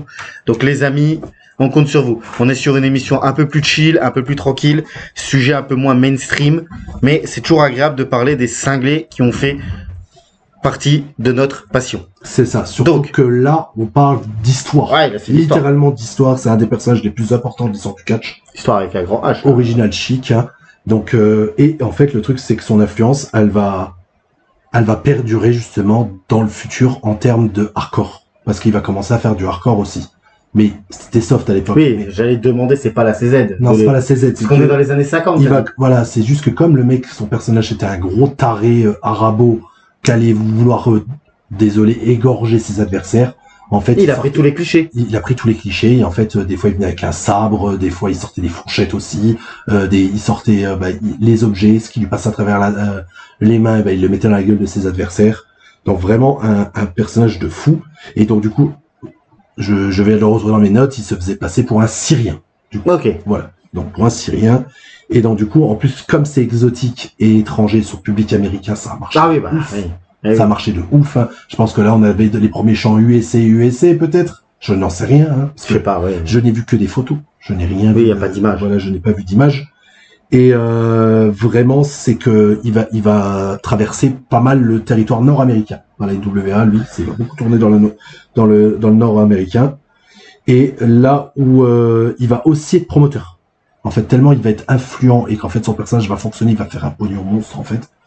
Il va. Mais de toute façon, pour un bon gentil, il te faut un bon méchant. Ouais, voilà. Donc là, tu l'avais le bon méchant. Ouais. Et du coup, il va être l'un des gros promoteurs. Il va être un promoteur à Détroit, lui. Donc dans Michigan. Dans le Michigan, dans une promotion qui s'appelle Big Time Wrestling. Et en fait, vraiment, il va être intronisé au Hall of Fame en 2007. de WWE, parce qu'en fait, il a d'autres personnes dans sa famille qui vont faire du catch. Bah, bien et sûr. le plus connu, c'est Sabu. Oui. C'est l'oncle de Sabu. Ah, d'accord, ok. Voilà. Il a même apparu aux côtés de Sabu, par exemple, dans son run WCW. Parce qu'il y en a eu plusieurs des chics. Bah, il y a le plus connu, c'est The Iron Sheik. Ouais. Celui qui a perdu contre Hogan. Voilà. Mais lui, donc, et lui, ils étaient pas de la famille. Rien à voir. Rien à voir. Voilà. Donc, pas du tout de la même branche et tout ça. Mais lui, c'est le père de tous ces mecs-là. Comme je dis, tout le monde tous les Arabos de Gimmick Arabo descendent de ce mec-là, déjà. Hein, de venir avec le kéfier. Bah, je pense par exemple à Mohamed Hassan, ça va être lui aussi. Totalement. Il n'y a pas de débat. Mohamed Hassan, c'est un chic. Hein. Ouais. Mais lui, c'était le premier. Et vraiment, comme je dis, c'est bien avant la WWE, quand c'était les territoires, c'était l'une des plus grandes attractions de l'époque, parce qu'il attirait tout le monde, parce que c'était ultra théâtral. Et puis à l'époque, il fallait bien se rendre compte que les gens ne savaient pas que c'était gimmické. Oui, et lui, justement, comme je dis, c'était théâtral, de violence, de psychologie de son personnage, et il ne sortait jamais de son personnage. Ça veut dire que quand le mec il sortait de lui-même dans la rue ou le truc comme ça, c'était le chic. Donc du coup, s'il y avait des fans qui le reconnaissaient, eh ben, il allait se comporter comme le chic tout le temps. C'est un des premiers gros instigateurs du kayfabe. Ouais, le vrai les premiers old-timers, grand kayfaber, je sais pas si ça se dit, mais Exactement. qui brisait jamais le kayfabe, comme aujourd'hui. Voilà, c'est ça. Et quand il allait sur les territoires, les rookies, les jeunes catcheurs qui étaient dans les territoires se chiaient dessus parce qu'en fait, ils sortaient pas de son personnage. Ils étaient littéralement terrifiés parce qu'il y avait Ed Farrat, le chic, qui allait venir catcher chez eux, quoi. Ouais, c'est un truc de fou. Et du coup, même les promoteurs ont joué, disant on a réussi à ramener le monstre, machin. C'est un truc de fou. Allez voir, il y a des photos extraordinaires. Là, je peux allumer sur le PC pour que tu en voir. Il y a une photo que je trouve extraordinaire. Je te l'enverrai pour que tu la mettes. Je pense que tu mettras celle-là dans le truc. Ah oui, avec oui, d'accord. Ouais. Voilà. Ouais, c'est vrai que quand tu le vois, il est terrifiant. Hein. Il fait peur, hein. Il est vraiment terrifiant. Ouais, je comprends. Ouais. Ouais. C'est très intéressant. Et puis c'est vrai que ces instigateurs ah ouais, c'est vrai que c'est impressionnant. La photo est extraordinaire. Ouais, la photo est très très très intéressant. Et il avait le physique des catcheurs années 50, donc ça veut dire pas musculeux, Oui. bodybuildé. Là, c'est vraiment des tanks, les mecs. C'est vraiment, ils sont larges de hanches. C'est Barrett dans FF7. Voilà, c'est ça, large de cuisses, vraiment tassé, trapu. Et donc du coup, sur un mec qui utilise deux personnages avec ce physique-là, ça fait peur, quoi. Ouais, bien sûr. J'imagine les gens dans le public dans les années 50-60. Bah, surtout que, comme on vient de le dire, on est à des périodes où il y a moins de gimmicks enfin, il y a moins de gimmicks. On ne sait pas que tout est gimmické, justement. C'était pire ce que je viens de dire. On ne sait pas que tout est gimmické. Donc les gens, ils y croient. Ils sont à fond dans le truc. Donc quand tu vois ce mec physiquement impressionnant et qui casse tous les codes de ce que les Américains connaissent, parce qu'il faut pas oublier quand même que, alors oui, on va encore se foutre de notre gueule, mais tout ce qui est géographie et tout, c'est peut-être pas le point fort de tous les Américains. Voilà, je pèse mes mots pour pas avoir encore de problème dans les commentaires quand on rigole à propos du tir sur les tornades. Donc c'est pas une critique, mais je dis voilà, dans les années 50, les gens ne devaient pas connaître tout ce qui est Syrie, Liban, tous ces pays-là. Donc ils devaient être terrifiés. Oui, c'est ça. Vraiment l'étranger qui vient, un fou dangereux qu'on a lâché aux États-Unis, quoi. Bien sûr. Et à tel point que même les catcheurs qui savaient qui il était et tout ça, ne savaient jamais s'il plaisantait ou pas. Ouais. Il switchait tout le temps, en fait, on savait pas. Il a fait après un peu de WWF à l'époque là ou pas? Oui, il a affronté du Sammartino, ouais. Ok. Voilà. Donc, il a affronté tous les gros catcheurs de l'époque. Ouais, il fallait passer par lui à un moment ou à un autre. Bah oui, parce que c'était le gros méchant, en fait. C'est super intéressant, moi j'aime bien ces trucs-là. Candidat, personnage suivant? Oui. Allez. Un autre personnage historique. Ah oui, bah là on est encore une fois dans un truc, moi j'aime bien quand on est dans ces noms-là, parce que c'est le King Harley Race. C'est ça. Donc lui, on va plus parler de ce qui est en dehors du ring. Parce que je pense qu'Harley Race, j'en parlerai quand on fera les épisodes de l'histoire du catch, quand on arrivera sur les territoires. Parce que c'est un des gros noms des territoires. C'est lui qui fait le passage de flambeau à Ric Flair. Oui. On l'avait dit dans la vidéo de Ric Flair. Oui, et puis il avait une gimmick flamboyante, lui, non? Bah non, en plus vraiment le roi, quoi. Le roi, ouais, le roi. Ouais, on lui a donné le nom de roi, mais de base c'est un bagarreur. Ouais, et on l'a pas mis aussi en manager de certains catcheurs, lui. Bah, de Vader. Ah, c'est bah, le gros manager de Vader à la WCW, donc voilà. c'est un nom très reconnu. Tout le monde, même, allez, pour une fois, on va aller faire un truc positif. Au dernier WrestleMania, CM Punk fait un bon hommage à Harley Race sur sa veste. Ah oui, oui. Donc, Mais bon, tous les hommages de CM Punk, j'ai un peu de mal. moi aussi, mais allez, on va dire qu'au moins il parle des bons coachers quand même. Et en fait, le truc, c'est que lui, je vais pas raconter son histoire parce qu'on aura l'occasion plein de fois de parler de ce type-là. Je regarde juste pour me rappeler qui c'est, pour me rappeler le visage. Hein. Ouais, Je t'écoute. Hein. Bah, si tu veux, je te montre une photo. Non, c'est bon, je l'ai là. Je l'ai là. Voilà, il est décédé en 2019. En 2019, Ok. il a vécu 1943-2019, il a vécu très longtemps. 76 ans. Ouais. Pour un catcheur de l'époque, c'est très long. Ça, il a tenu. Donc très reconnaissable avec ses cheveux frisés. Oui, Avec bien sûr, ses bien cheveux sûr, frisés bien assez sûr. courts comme ça. Bien sûr. Bah, oui, bien sûr. Et aussi physique, Bah, tanky. comme ça. bedonnant, ouais. Voilà, donc si tu veux. Ouais, je l'ai là, j'ai vu, y a pas de souci. Je l'ai là, avec sa belle ceinture. Hein. Ouais. Donc la belle ceinture NW. La belle rouflaquette, un peu à l'haricot. Voilà, c'est ça. Donc du coup, Et en pourquoi tu dis qu'il était taré? fait, lui, en fait, il était taré dans le sens où c'est un énorme badass dur à cuire. Et qu'en fait, pour ses collègues, il était terrifiant. Il était fou. Parce qu'en fait, c'était le mec qui a fait une génération durant toute sa période de catcheur où il était un bagarreur legit, en fait. Lui, c'était le gars qui y allait dans les bars, lui. Un peu comme le premier, un peu comme quand on a parlé de Haku. Haku. Ouais. Sauf que Haku, c'était le mec qui calmait les bagarres. Ouais, Là, c'est lui qui les déclenchait, les bagarres. ouais, d'accord. Ouais. C'est ça la différence. C'est que s'il avait un peu de travers, on lui avait mal allumé son cigare, il allait à la castagne. Oui, parce qu'on fait partie de ces mecs qui se considéraient comme étant des superstars et qui avaient on est dans l'époque des bad boys. C'est ça. Et donc lui, il est plus un badass bagarreur qu'un tapé, si tu veux. Mais c'est quand même un tapé parce que c'est le gars, il a tellement eu cette réputation-là, il a tellement utilisé, on va dire, la violence en dehors du ring que, en fait, il s'est forgé une réputation de mec à respecter. À tel point qu'il s'est battu avec énormément de catcheurs, il a tapé sur la gueule à des promoteurs, Ouais. que derrière les promoteurs ont quand même décidé de le mettre champion. Parce qu'en fait, le mec, il était tellement bon dans le ring, tellement charismatique, il ramenait de l'argent, mais par contre, il fallait pas le faire chier, quoi. Donc c'est vraiment ça que je l'ai nommé, lui, c'est assez court, parce qu'on parlera de sa carrière. Ouais, parce qu'il y a d'autres choses à dire dans sa carrière. Dans des vidéos, mais Mais là, de toute façon, il est réputé pour ses coups de poing. Même dans son catch, on dit qu'il fait partie du top 5 des meilleurs coups de poing de mais l'histoire là, du tu catch. vois, je regarde la photo comme on a dit tout à l'heure. C'est un mec qui a pas l'air sympa. Hein. Non, bah non, pas Ce du tout. mélange Stone Cold Steve Austin, le pote de Rick Arn Anderson. Tu vois, Ouais, là, c'est tu vois, ça, c'est ça. Bah, il a l'air tout sauf sympa, quoi. Non, non. Et aussi, il a eu, dans sa réputation de badass, c'est qu'il a eu énormément d'accidents de voiture. En même temps, les mecs, ils faisaient que picoler, ils prenaient les longues routes américaines. Et en fait, il n'a jamais rien eu de grave dans ses accidents de voiture. Il a dû répéter je ne sais pas combien. Oui, c'est notre époque. C'est quoi, lui, années 60, 70? 80? C'est 70-80, ouais. Voilà, c'est une autre époque. Les mecs, ils se considèrent comme des stars. Il y a l'argent qui commence vraiment à arriver parce que je pense que dans les années 80, quand t'es une star comme lui, tu vis quand même. Alors c'est sûr que c'est pas les mêmes sommes qu'aujourd'hui, mais pour l'époque, tu vis. Ah, lui, oui, il faisait Voilà. partie des rares catcheurs dans les territoires à être vraiment riche. Voilà, donc Voilà. je pense que les mecs, en fait, ils ont plus de garde-fous. Donc le gars, il est dans un bar, mais de toute façon, je suis Harley Race, je t'emmerde. Si je dois te péter la gueule, tu vas faire quoi? Tiens, je te donne 500 balles et puis va te faire enculer. Et le Ou gars, je en te fait, tabasse. non mais, je te tabasse, et après, j'en ai rien à foutre. Ouais, c'est De toute façon, ça. personne va porter plainte contre moi parce que je rapporte trop de pognon. On se retrouve avec l'histoire que tu expliquais, que tu as expliqué avec j'ai plus le nom. Celui qui a tué quelqu'un dans la ville. Ah, Razor Ramon. Non, l'autre. Qu'on devait faire l'émission. Ah!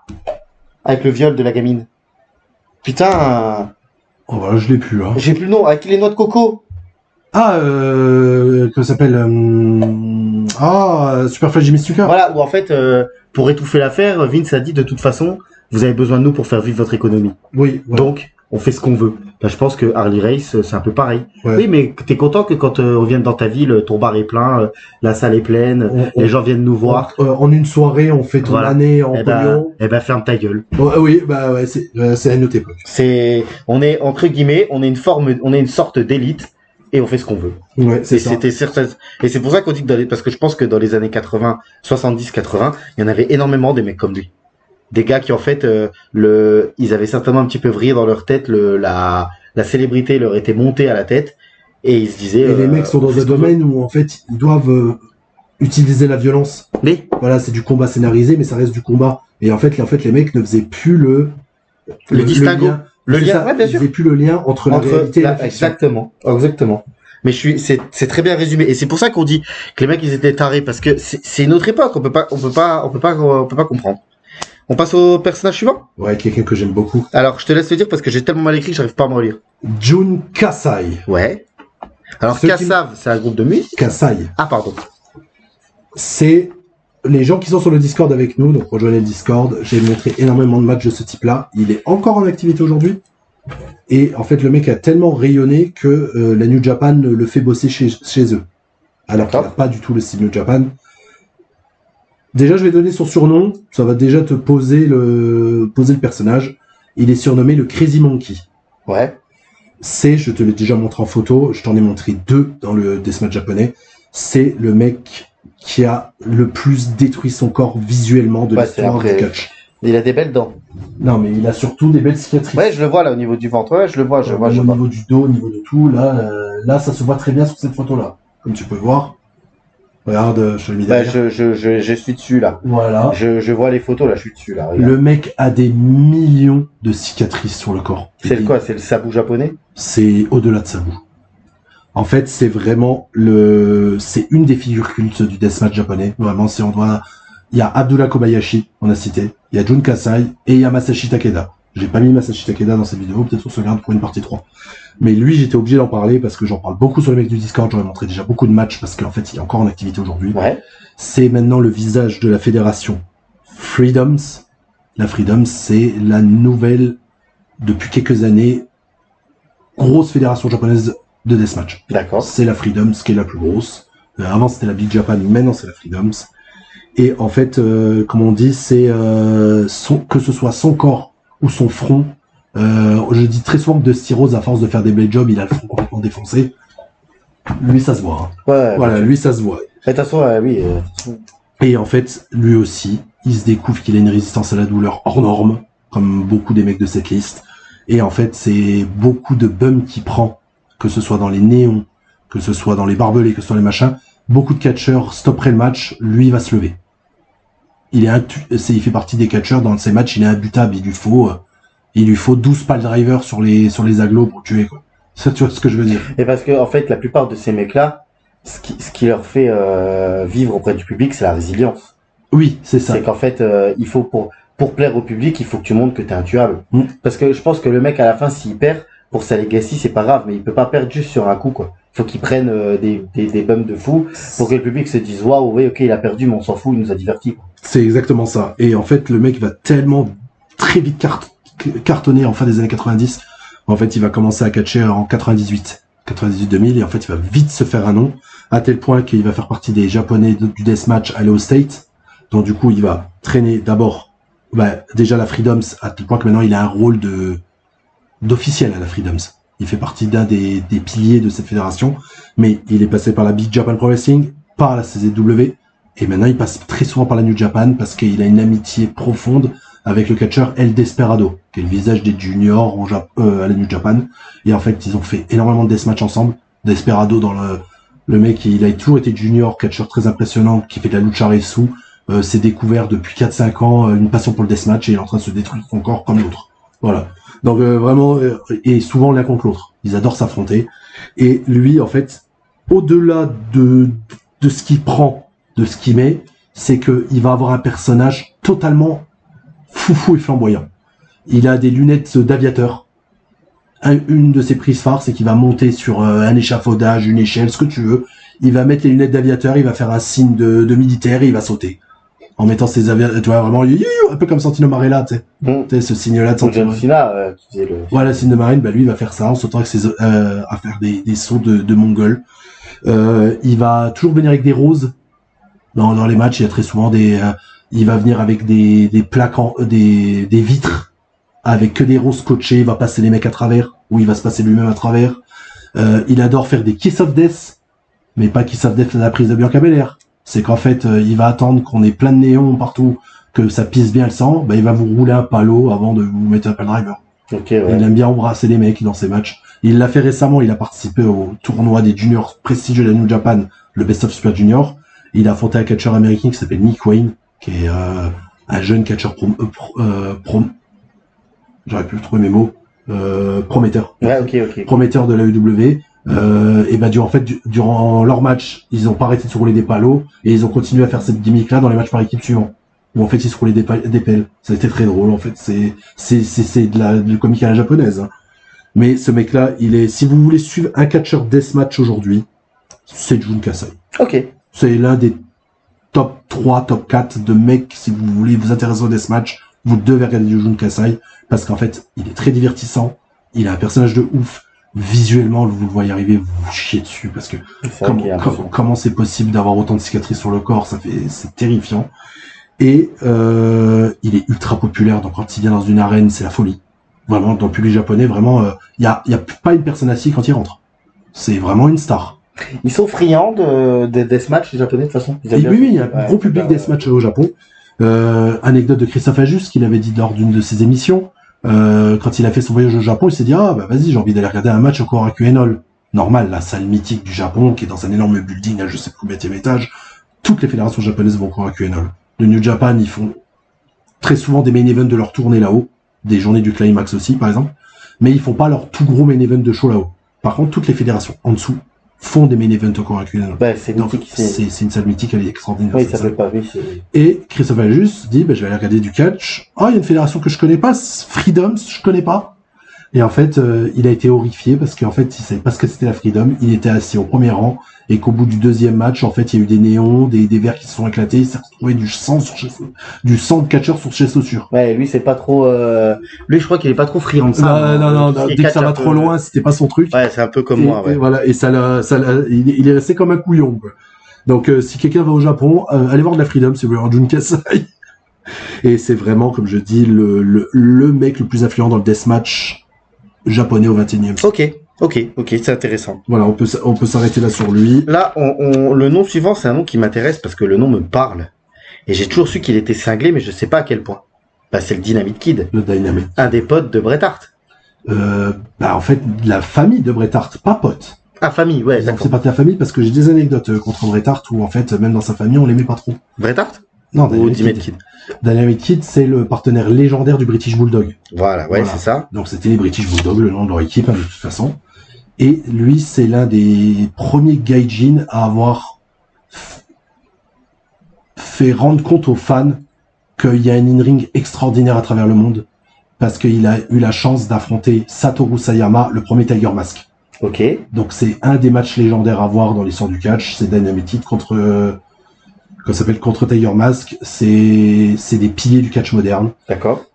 Pour poser aussi le contexte, Dynamite Kid, c'est l'idole de Chris Benoit. Chris Benoit, c'est devenu le clone du Dynamite Kid. Parce que ça on peut le dire tout de suite, c'est des catcheurs qui étaient pas très grands par la taille, mais en largeur, c'est un truc de fou. Oui, en fait, c'est que ce soit Chris Benoit ou Dynamite Kid, c'est les exemples parfaits pour vous dire que les stéroïdes, c'est de la merde. Prenez des stéroïdes, Chris Benoit. Donc du coup, les mecs ont été trop loin et ils sont dans le même moule. Comme j'ai dit, Chris Benoit, quand il a commencé sa carrière, il s'est appelé Pegasus Kid. Voilà. Et il s'est totalement inspiré de lui, que ce soit dans le physique, dans le catch et tout ça. C'est lui qui a popularisé le diving headbutt avant Chris Benoit. J'ai toujours du mal. Ah oui, toi, t'y arrives pas, toi. Non, elle me fait penser toujours. Je vois Chris Benoit, malheureusement. Je vois un diving headbutt, je pense à Chris Benoit et je me dis, c'est certainement grâce à cette prise, notre ami Kevin, excusez-moi, j'ai dit son prénom, je sais pas s'il l'a déjà dit dans l'émission L'Envers. Je ne sais pas trop. Bon, tant pis, ça c'est pas grave, des Kevin il y en a partout, donc personne ne saura que c'est toi, mais L'Envers du Ring. Dans L'Envers du Ring, il a fait une super émission sur Chris Benoit, et justement, moi quand je vois le diving headbutt, je pense à ça, systématiquement. Bah oui, c'est pour ça que je flippais quand je voyais Daniel Bryan le faire. Ou moi, même encore aujourd'hui, quand je vois Chad Gable. Voilà. Donc, Dynamite Kid. Thank you very much. Dynamite garçon. Le garçon dynamite. Pourquoi est-ce qu'on dit qu'il était... Moi, je sais que j'avais entendu que c'était quelqu'un de très, très, très déprimé, non? Dépressif et, ouais, voilà, c'est ça. Et un extrême connard. Ouais, ok. C'est l'un des plus gros connards humainement de l'histoire du catch. Carrément. Ah oui, carrément. Alors, ouais. Lui, on va s'arrêter sur la carrière parce que pareil, un jour il y aura une vidéo sur la Hart Family. Ouais, la Hart Foundation. Sur les gens de la Hart Foundation ou même sur la famille Hart de manière générale. Ou les grosses équipes des années 80-90. Ouais, voilà, ça, on peut faire un petit peu plus riche. Parce que les British Bulldogs, quand même, ils mériteraient. Ouais, c'est cool. Même on nous demande souvent, tu passeras pas à côté, mais les deux de les boys, qu'est-ce qu'on nous demande? Ah bah on est parti. Les Dudley Boys, on parle. On fera. Parce que pour les gens qui ont notre âge, l'équipe des Dudley Boys début des années 2000 à la WWE, c'est mythique. Bah bien sûr. Mais on y passera parce que surtout qu'il y a de la matière. Ouais. On peut. Ouais, ouais. Donc, comme ça on pourra parler de TNA. Ouais. Pas des Tibous. Ouais. Les Tibous. Donc, pourquoi tu dis que c'était un gros enculé? Alors, c'est que, en fait, déjà, comme il était plus petit que tout le monde, il a toujours eu un complexe d'infériorité comparé aux autres. Parce que c'est un des catcheurs les plus techniques et extraordinaires qui a foulé cette planète. Et en fait, le truc, c'est que comme il était petit dans un monde de Golgoth dans les années 80, c'est qu'en fait, on le considérait pas. Donc, du coup, il s'est dit, je vais être petit, mais je vais être plus balèze que les autres. Donc, c'est là où il va tomber dans les stéroïdes. Et en fait, son complexe d'infériorité va faire que il va bully tous ses collègues. C'est vrai que c'est quand même. Je regarde un peu ses photos parce que je l'ai peu vu. Mais c'est vrai que c'est assez impressionnant, les photos. Le mec, il est plus petit que toi, Thomas, mais son cou, c'est. Il fait ma taille. Son cou, c'est la largeur de ta cuisse. Il fait 1m73. Ah, il fait ta taille, ouais. Donc c'est un catcheur anglais, tu l'as dit, je crois. Oui, c'est un anglais. Ouais.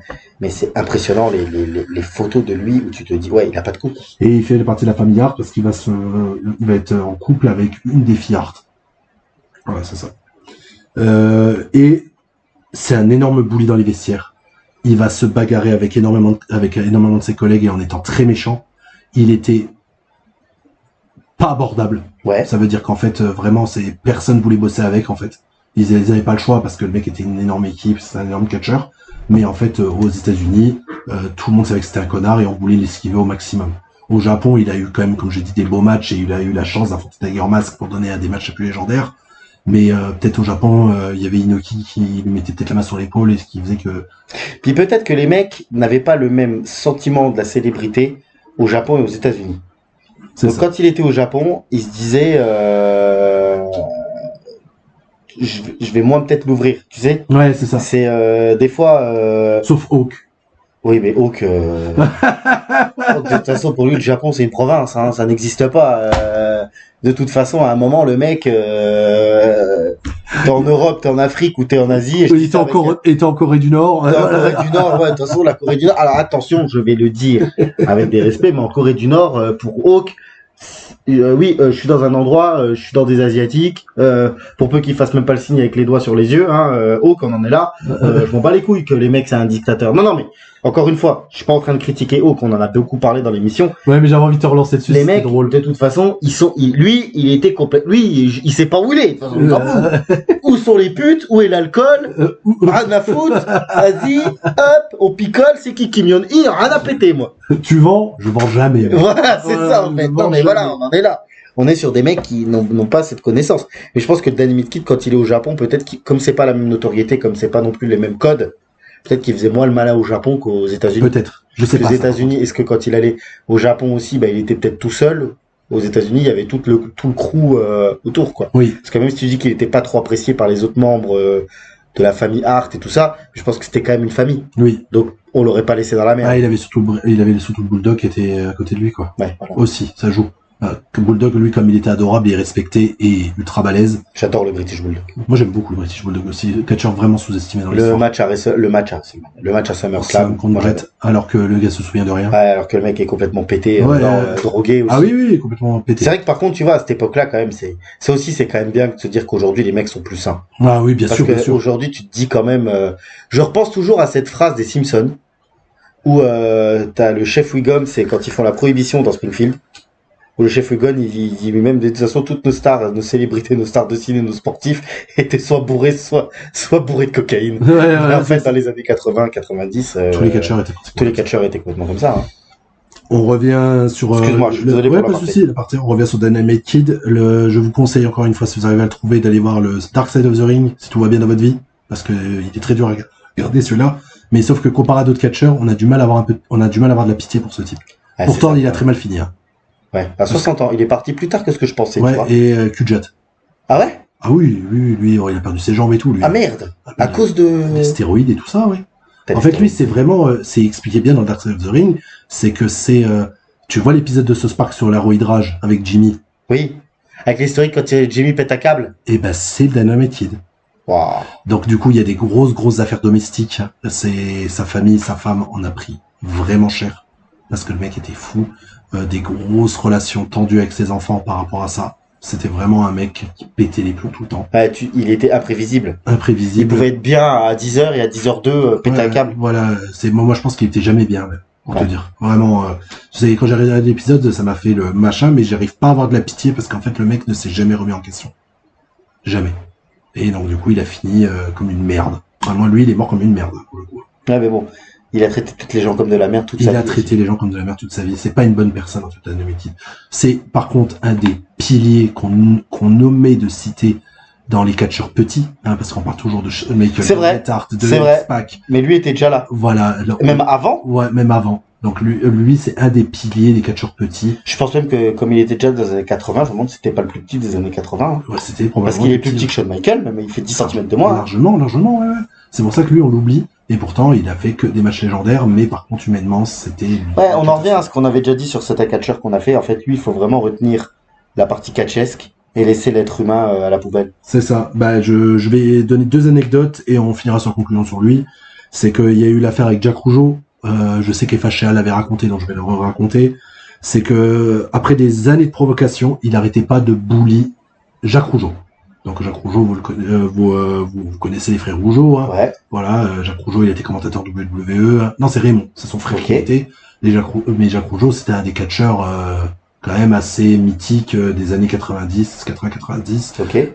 Il a été de Monty, ouais. le policier cavalier du Canada. Oui, voilà, tu m'avais dit, voilà. Tu m'avais dit voilà. Ça. Et en fait, plusieurs fois. Il se faisait pourrir tout le temps par le Dynamite Kid. Il n'arrêtait pas de lui faire des crasses, de le taper, de le faire chier et tout ça. Et en fait, il était un peu abattu. Son frère lui dit, il faudrait que tu arrives à te défendre. Il n'y arrivait pas. Et il me semble, je sais plus c'est quel catcheur qui lui ont dit, non mais il faut que tu te venges en fait. Il faut que tu te fasses respecter. Là, c'est plus possible parce que il continuera à vitam aeternam. En fait, tant que tu lui montres pas que t'es de la force, ouais. Il continuera. Et en fait, on lui avait donné le conseil et c'est ce qu'il a fait.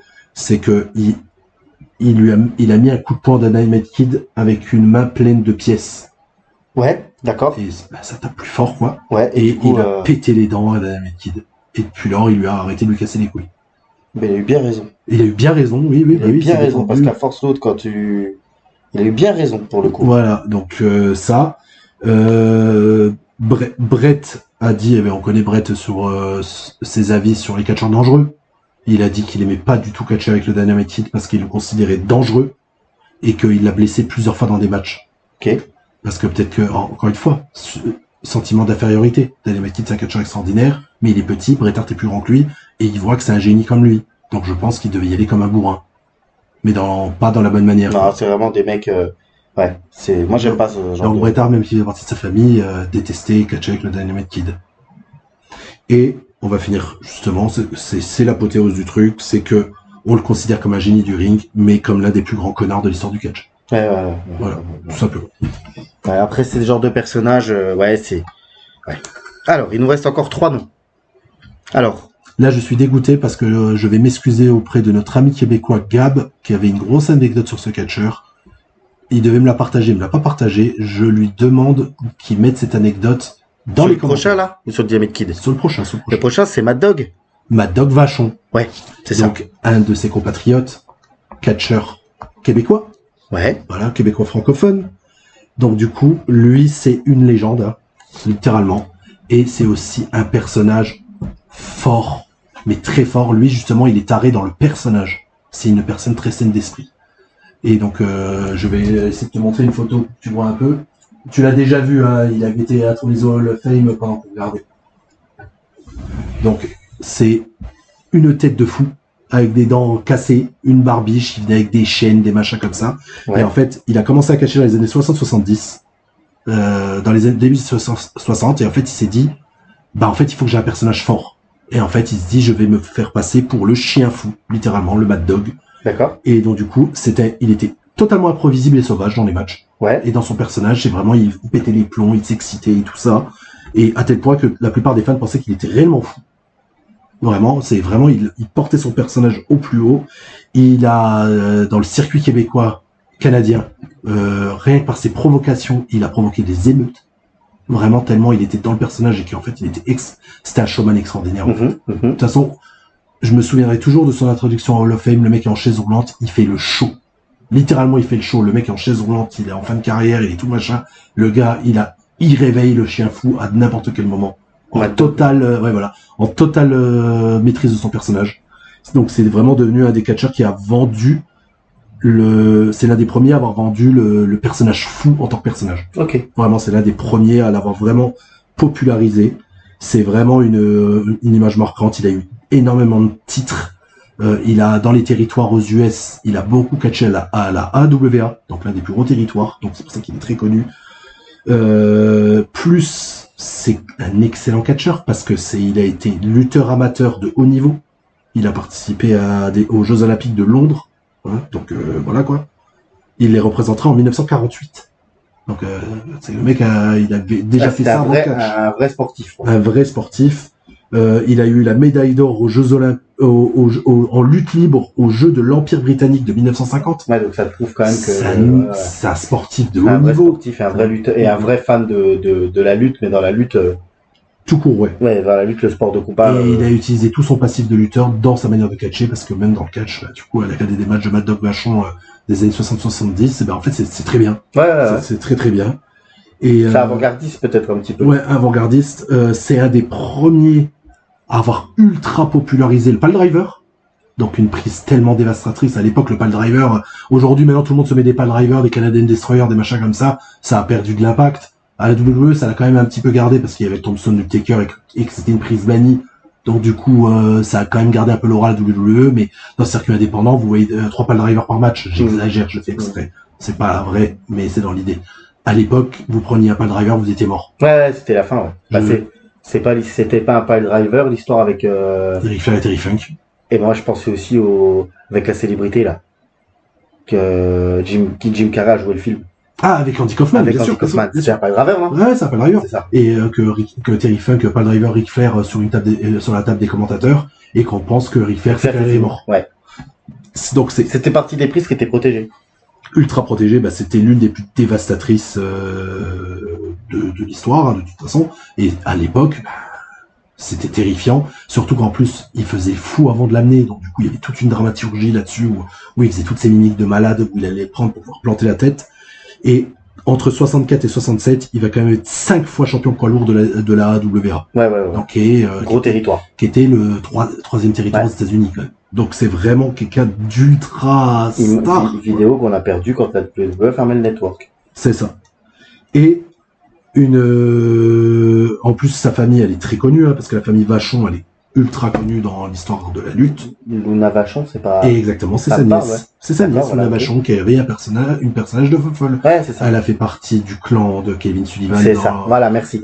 Prince of Darkness. Dans le vrai clan de Sullivan, dans le territoire de la Floride. Ouais, c'est ça. Ouais, elle s'est même rasé le crâne. Voilà, c'est ça, Luna Vachon. Et c'est une des personnalités féminines très connues durant les Attitudes, justement avec son personnage de folle. Ouais. Elle était là avec son crâne à demi rasé et tout ça. Elle est quand même marquante, hein, là-dedans. Son frère aussi a été une star dans le ring, Paul Vachon. Sa sœur Viviane Vachon, elle a connu succès dans la lutte féminine aussi. Ouais, donc c'est une grande famille de toute la famille. Et après, il a pris sa retraite de la compétition en 86.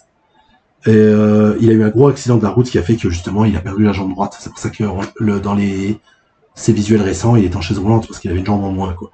Mais par contre, c'est devenu une des personnalités les plus connues du Québec, en faisant des pubs des pubs télé, excusez-moi, en faisant des apparitions pour des apparitions pour des événements de sport. Ouais, ok. Partout. Il a même été connu en tant que critique gastronomique au Québec. Le mec, en fait, c'est une méga star. Ouais, touche à tout aussi, une méga star, ouais. Touche à tout, hein.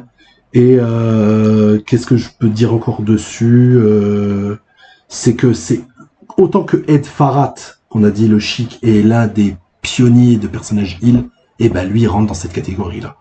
C'est un des plus grands heels de l'histoire du catch. D'accord. Ouais, c'est intéressant ça. Voilà. J'espère que j'ai réussi à te faire connaître un peu Mad Dog. Ouais, c'est intéressant. Non, Mad Dog, je connaissais pas. Le nom me parle maintenant que tu le dis.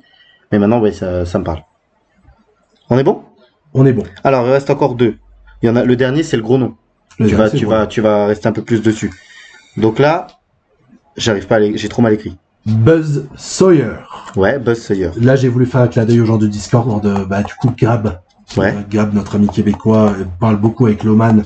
On a un salon, justement, sur tout l'ancien catch. Ouais. Et en fait, j'ai vu ce nom revenir plusieurs fois. Ils en parlaient beaucoup ensemble et tout, parce qu'il est connu comme l'un des...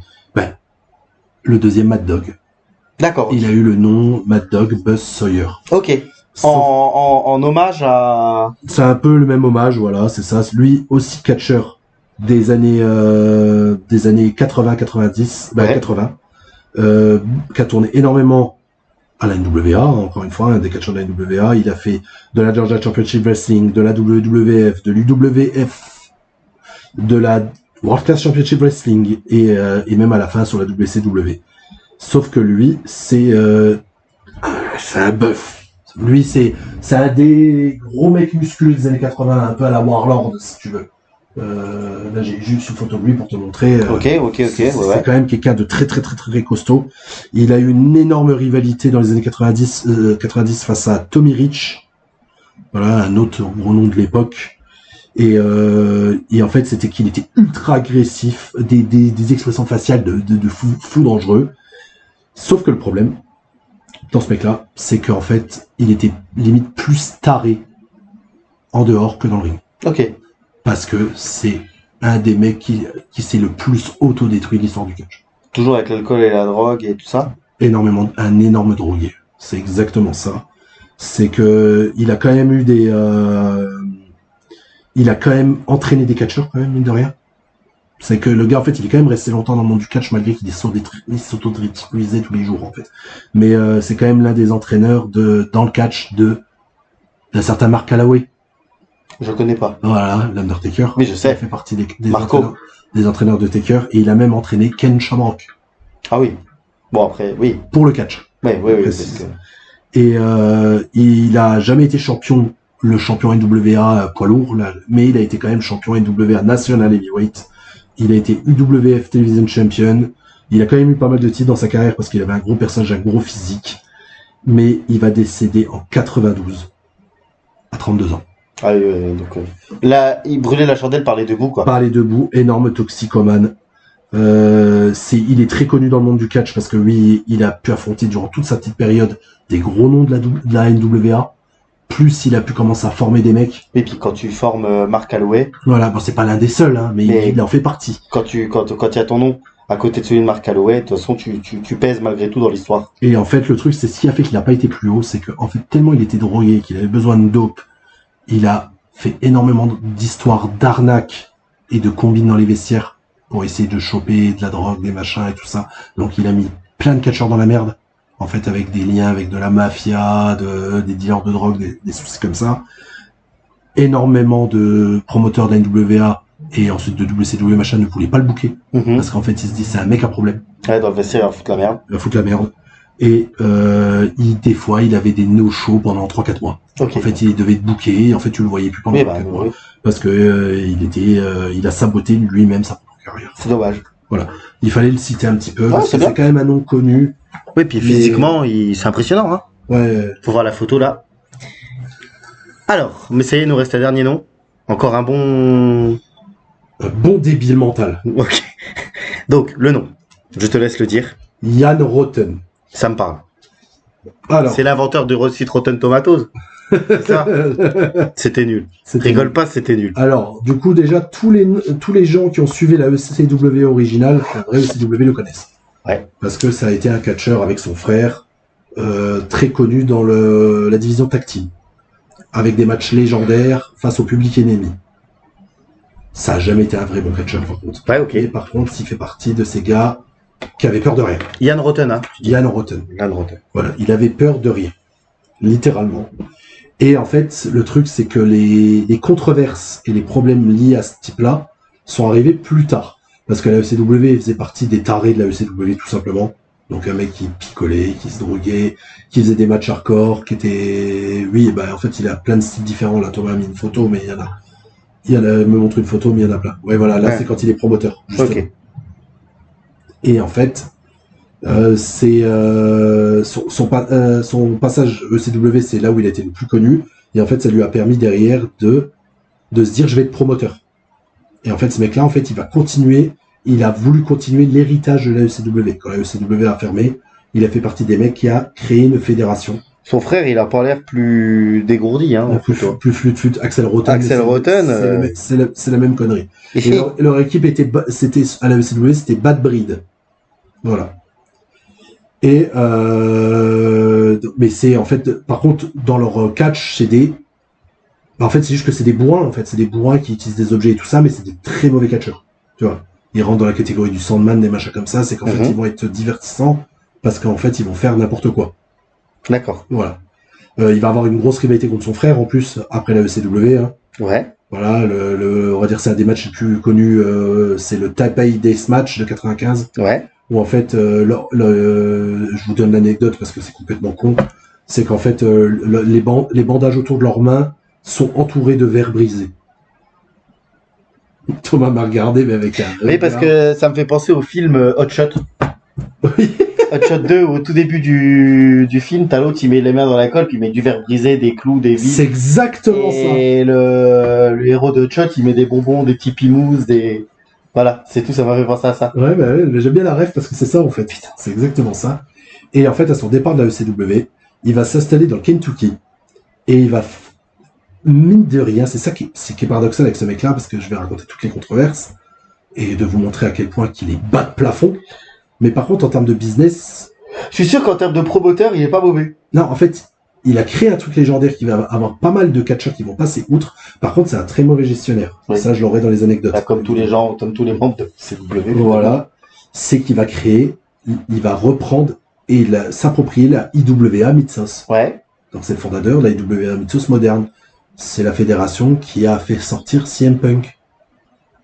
Donc, c'est connu. Ouais. Chris Hero, CM Punk, pas mal de mecs, tous les mecs qui allaient à la CZW passaient par la IWA Mid-South, que ce soit Necro Butcher qu'on a cité. La plupart des noms qu'on a cités dans cette vidéo sont passés par la IWA Mid-South. Ouais, parce que c'était mythique pour le catch hardcore. Exactement, c'était une des places to be. Ouais. Et du coup, il devient un acteur majeur, comme n'empêche, du circuit indépendant américain. Il va aller plus loin que tout le monde. Il y a eu pire, hein. Il y a eu la XPW qui a été encore plus loin. Mais il a pris la ECW et il s'est dit, c'était pas assez. Donc on va aller plus loin. Donc en fait, des tournaments of death, des deathmatch, des machins. Quoi, c'est les ancêtres de la CZW? C'était en parallèle, c'était les deux rivaux. Ok. C'était deux contenders en fait. Donc il est quand même important pour le catch hardcore aux États-Unis, mais on va parler de toutes ces conneries. Parce qu'en fait, c'est quelqu'un d'extrêmement... Pour moi, il est bas de plafond. Vraiment, pour moi, il est bas de plafond et que c'est un connard et que, en fait, il est difficilement sauvable. C'est comparé, par exemple, quelqu'un contre qu'Aku était respecté, mais qu'on avait peur par rapport à son physique et de sa réputation. Lui, sa réputation se repose principalement que sur des accusations de mauvaise gestion, d'exploitation de catcheurs et des polémiques dans tout le circuit indépendant. On va commencer par... Il est là pour il foutait la merde. Il foutait la merde. Là, on va commencer sur une affaire. Je lui fais pas de pub parce qu'il a pas besoin de nous, mais je vais essayer de la raconter différemment. Mr. Oakley dans son comment ça s'appelle Iceberg du catch, on a parlé de cette affaire-là. Moi, je vais la raconter. Il était vachement bien à ces émissions Iceberg du catch quand t'es pas trop bien dans ta vie. Ah ouais, tu te sens surtout là. Tu sors, t'es bien. T'es bien. On va parler de l'affaire Mike Levy en 2008. Donc Mike Levy, en fait, c'est durant cette époque-là, Ian Rotten organise un Queen of the Death Match. Donc en fait, un tournament de Death Match, mais féminin. Et en fait, il a une catcheuse qui est sa protégée. Littéralement sa protégée, parce qu'elle va avoir pas mal de polémiques autour de lui. C'est quelqu'un de pas très fut-fut non plus. Une certaine Mickey Knuckles. Qui, en plus, à cette époque-là, avait réussi à choper un contrat pour la TNA. Donc du coup, en plus, Mike Levy l'a surprotégé encore plus parce qu'il s'est dit, c'est bon, j'ai réussi que ma protégée va être dans une des top fédérations. Ouais, oui, parce que c'est quand même bien de signer à la TNA, malgré tout. Ouais, malgré tout, en 2008, c'est en pleine bourre. Hein. Ouais. En 2008, ça marche très bien. C'est la deuxième, enfin peut-être la deuxième ou troisième. Ouais, c'est la deuxième. Voilà. Et c'est une qui a une chaîne de télé, ils sont sur Spike TV. Et surtout que la division féminine de la TNA était considérée à l'époque, les knockouts, c'était considéré comme la meilleure division féminine du monde à l'époque. C'est vrai ou pas? Par défaut. Ok. Si on considère pas le Japon, je te dirais oui. Ok. Voilà. Parce que le Japon c'est différent avec Joshi. Mais aux États-Unis, pendant qu'on était en pleine époque des divas, Oui, il y avait du catch à la il y tienne. avait du catch chez les knockouts, tu vois.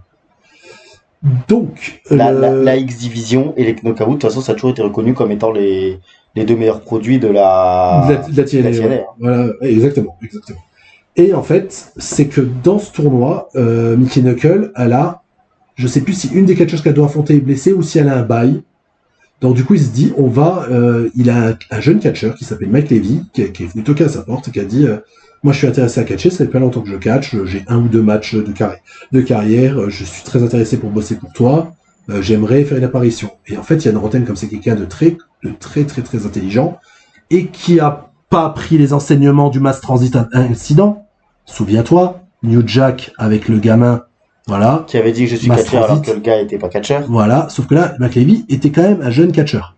À la différence de Oui, Mass du gamin, Transit. ouais. Voilà. Mais c'est parti en couille. Et ben lui se dit, eh ben vas-y, en fait, comme ma catcheuse elle a un bail ou un machin comme ça, eh ben en fait, je vais montrer que c'est la meilleure catcheuse du tournoi. Je vais faire battre. Elle va casser la gueule à un bonhomme. Donc du coup, le fameux Mike Levy va dans le ring, fait une promo en disant moi j'ai envie d'être là, on me donne pas d'opportunité dans les deathmatchs, je peux battre n'importe qui, je défie n'importe qui. La Mickey Knuckles, Elle arrive. pour sauver le jour, voilà, grosse pop, et elle doit se battre avec lui. Sauf qu'en fait, comme c'est pas un catcheur expérimenté, et ben en fait ils s'entendent pas. En fait, ils commencent à se battre, ils s'entendent pas du tout. En fait, ça donne une shoot parce qu'en fait ils s'entendent pas. Et en fait, Mickey Knuckles, comme elle est aussi, elle est bas de plafond comme son mentor, et ben en fait elle le supporte pas, et en fait elle commence à lui mettre des vrais coups. Et en fait elle va lui mettre des coups de boule. Super intelligent encore une Mais fois. c'est débile. Et en fait cette conne elle va se blesser. Elle va avoir un début de commotion cérébrale, elle va se blesser alors qu'elle est dans le tournoi, Ouais. qui se fait dans la même journée, hein. Donc du coup elle va revenir, elle va dire putain l'autre il s'est pas catché, regardez je me suis blessé à cause de sa faute et tout, alors que c'est elle qui a Ouais, c'est elle qui a mis les coups de boule. pour le mettre les coups de boule. Et ben en fait, l'autre il a pété les plombs. Yann Roten il a dit allez me dégommer le mec là dans le ring. Et il a envoyé son fils, c'est en fait 2 catcheurs qui s'appellent Moore et l'autre c'est Ouais, Tank. ça s'est démonté le gars dans le ring. Voilà, et en plus je crois que c'est Tank qui fait 180 kilos.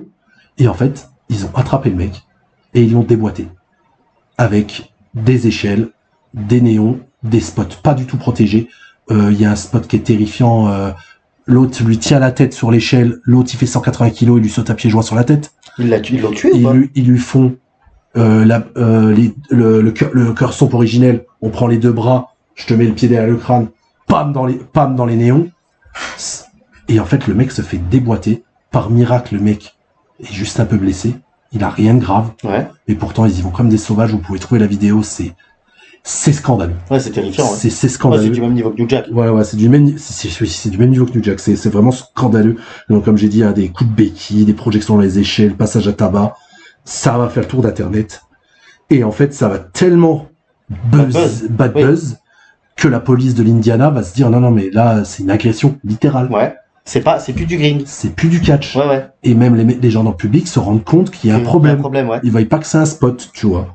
Et donc, du coup, les flics vont venir. Et en fait, le pauvre Mike Levy, comme il venait d'avoir un booking la première fois dans le circuit indépendant. Il a dit que c'était vous. Il a dit que c'était du kayfabe et qu'en fait, non, tout était prévu. Il a bien vendu.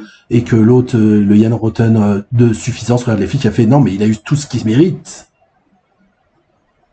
C'est honteux. Ouais. C'est vraiment, je sais pas quoi dire d'autre, c'est honteux. L'autre, il est pauvre jeune catcheur, le mec donne l'opportunité à un jeune catcheur pour le bully derrière. Mais le pire, c'est que c'était facile à gérer avec le jeune catcheur. Tu pouvais tout simplement les mettre, enfin, tu peux discuter, tu la vois pas sur le ring, en fait. Prépare ton truc. Explique là que, alors la nana qui est con comme une chaise, ils peuvent se mettre quand même 5 minutes ensemble, il peut lui expliquer. Le but, c'est juste de donner un impact, ça peut aller très vite, en fait. Oui, en plus, le but, c'était qu'elle le squash. Donc, je vois pas, en fait, je comprends pas, pour qu'ils puissent pas s'entendre, c'est que l'autre, elle était complètement défoncée. Ouais, c'est des golemons. Oui. C'est des Mais golemons. du coup, ils ont quelque chose quand même derrière ou pas? Non, rien. Aucune poursuite. À cause du témoignage de Mike Levy, il avait peur de ne plus avoir de booking, il a accepté. Enfin bon, je suis pas sûr qu'il y ait eu beaucoup de bookings derrière. Il me semble pour essayer de se camoufler, l'autre lui a donné 3 bookings, quoi. Ouais, enfin voilà. Bon, t'as failli le tuer. Et c'est l'événement qui a vraiment détruit la réputation de Yann Roten. Non, mais c'est normal. On s'est rendu compte que c'est un débile. Il y en a une vite fait, je la donne comme ça, hein, celle-là. Il y a sur un show où il s'est pris la tête à insulter violemment une gamine de 9 ans.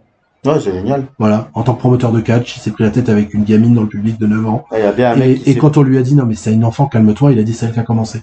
Ouais, bah, il y a bien un mec qui s'est pris la tête avec une gamine parce que sa merguez, elle était trop cuite, ou son hamburger était pas bon. Oui, mais...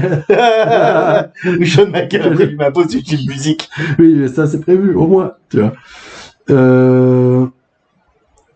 Autre controverse sur Jan Roten, des accusations où le mec ne te payait pas en salaire, mais il te payait en pilules et en drogue. J'adore le visage de Thomas, vous le voyez pas. Ouais, parce qu'en fait, je suis en train de me dire, je trouve ça extraordinaire. Parce que je suis en train de me dire que non seulement le mec il est con, mais les gars qui travaillent pour lui sont cons aussi. C'est-à-dire que le mec ne dise pas qu'il a pas accepté. Tu vois ce que je veux dire? Mais il y a des gens qui ont accepté. Voilà, évidemment. Non, mais après, il vient pas te plaindre. Ouais. Et ben en fait, c'est là où les accusations en fait elles vont prendre une grosse ampleur parce qu'en fait il y a un catcheur mort. Oui, bah oui. De problèmes de drogue et tout ça, qui était l'un des piliers du deathmatch. Il faisait partie d'un des piliers du deathmatch à ce moment-là, qui est JC Bailey. Ouais. Voilà. Et en fait, pendant des années, plusieurs anciens du circuit indépendant ont affirmé que Jan Roten rémunérait parfois certains de ses talents avec des médicaments ou des antidouleurs plutôt qu'avec de l'argent. Et c'était ce fameux JC Bailey qui luttait contre les problèmes d'addiction et qu'en fait, l'autre il lui dit « Oh mais vas-y, reprends une pilule en fait. Vas-y. Tu vas nous faire un bon match, mais prends ça en fait. » Ouais, en fait, comme l'autre était tellement défoncé, il le payait pas quoi. C'est abusé. C'est honteux et les accusations, c'est que sur des témoignages, donc il n'a pas eu de condamnation. Sauf qu'encore une fois, c'est le tribunal un petit peu. C'est est-ce qu'on doit justement juste écouter et ne pas prendre parti? Est-ce qu'on prend parti? C'est toujours très compliqué parce que en fait, quand t'as un témoignage, tu peux mettre en doute, mais quand t'en as 12, oui, à un moment il y a plus de. Oui. Ouais, le truc c'est que les gens qui lui mettent sous témoignage, c'est des gens qui n'ont pas forcément les finances pour pouvoir mettre des gens en procès aux États-Unis. Bien sûr. Alors que Jan Roten avait quand même une fédération, même s'il ne savait pas la gérer, il avait quand même du pognon. Oui, il avait de l'argent, il avait de quoi se défendre. Il avait de quoi se défendre. Service juridique quand même. Voilà. Et qu'est-ce qu'il est devenu ce mec-là? On va y venir. Il a évidemment la réputation de mauvais payeur, donc c'est ce qu'on lui reproche le plus, de payer en retard les catcheurs, de pas les payer. Voilà, que certains talents n'ont jamais été payés, de promettre des cachets impossibles à honorer, genre tu viens catcher chez moi, t'as un grand nom, t'inquiète, je vais te payer, et en fait le mec fait un booking et derrière il paye pas. Voilà, il a pas l'argent. Voilà, et de faire travailler énormément de catcheurs qui sont en situation de précarité, donc de prendre les piliers de bar, les drogués, les machins, les gars, je vais allez vous jeter dans des néons, faites-moi le spectacle, je vous payerai. Voilà. En fait, je vais vous donner de la picole, quoi. Et ou je vais vous donner 100 balles. Voilà, c'est ça. Donc c'est vraiment répandu. Et la IWA Mid-South, dans sa fédération, a eu que des réouvertures et des fermetures incessantes, parce qu'en fait, le mec ne savait pas gérer, en plus. Donc, du coup, il a annoncé la fermeture définitive de la fédération à plusieurs moments, pour la réouvrir 2 mois derrière. Et donc, du coup, on lui reproche d'avoir utilisé des annonces comme ça, juste pour essayer de vendre le buzz, de vendre des billets et des DVD de la fédération, pour la relancer derrière. Et en fait, le mec a fait ça pendant presque 15 piges, quoi. Ouais. Donc c'est quand même ouf. Ah, mais après, c'est le public, il y va. Tu vois ce que je veux dire? On te prend pour un con, on t'entube, mais t'y retournes. Voilà, c'est ça.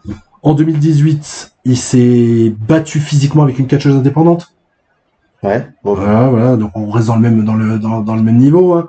L'affaire, elle a fait suffisamment de bruit pour être liée dans la presse. Ouais. Donc la police a conclu qu'il s'agissait d'une altercation mutuelle et aucune poursuite n'a été engagée. Le pire, c'est qu'en plus, il a un cul bordé de nouilles. Ouais. Il fait n'importe quoi et derrière, il a jamais rien. Ah, mais c'est un truc de fou. Voilà. Donc, mais ça renforce son image ultra dégradée. Évidemment, le mec, c'est pas avec une catcheuse en dehors du ring, quoi. Rien à foutre, quoi.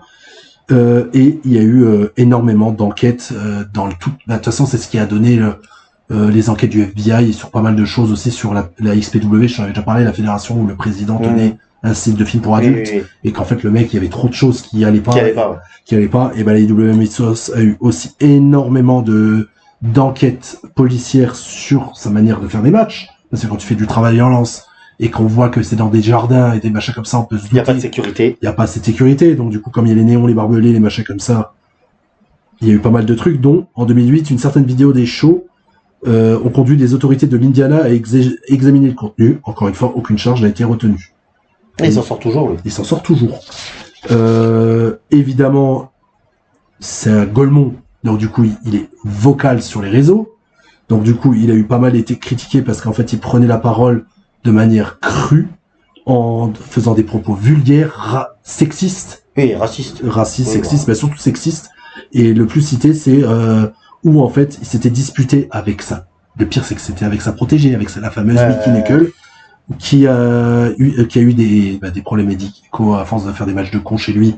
Elle a raté sa carrière Tyrénée parce qu'elle s'est cassé la cheville. Ouais, bah après, je vais pas pleurer pour elle non voilà, plus. Derrière, elle a chopé l'hépatite C et en fait, le mec fait des vidéos en disant que c'est une merde et que en fait, c'est une femme et c'est normal qu'elle chope des maladies sanguines. Ah, mais après un moment, juste, oui, bon, c'est complètement débile. Ah ouais, non mais on est après là. Un moment, c'est-à-dire elle, je la classe dans les demeurés comme lui. Oui. À un moment, quand tu vas catcher dans des rings sans aucune protection, quand tu sais le problème avec le sang et avec l'hygiène. À un moment, quand tu joues avec le feu, à la fin, tu te brûles.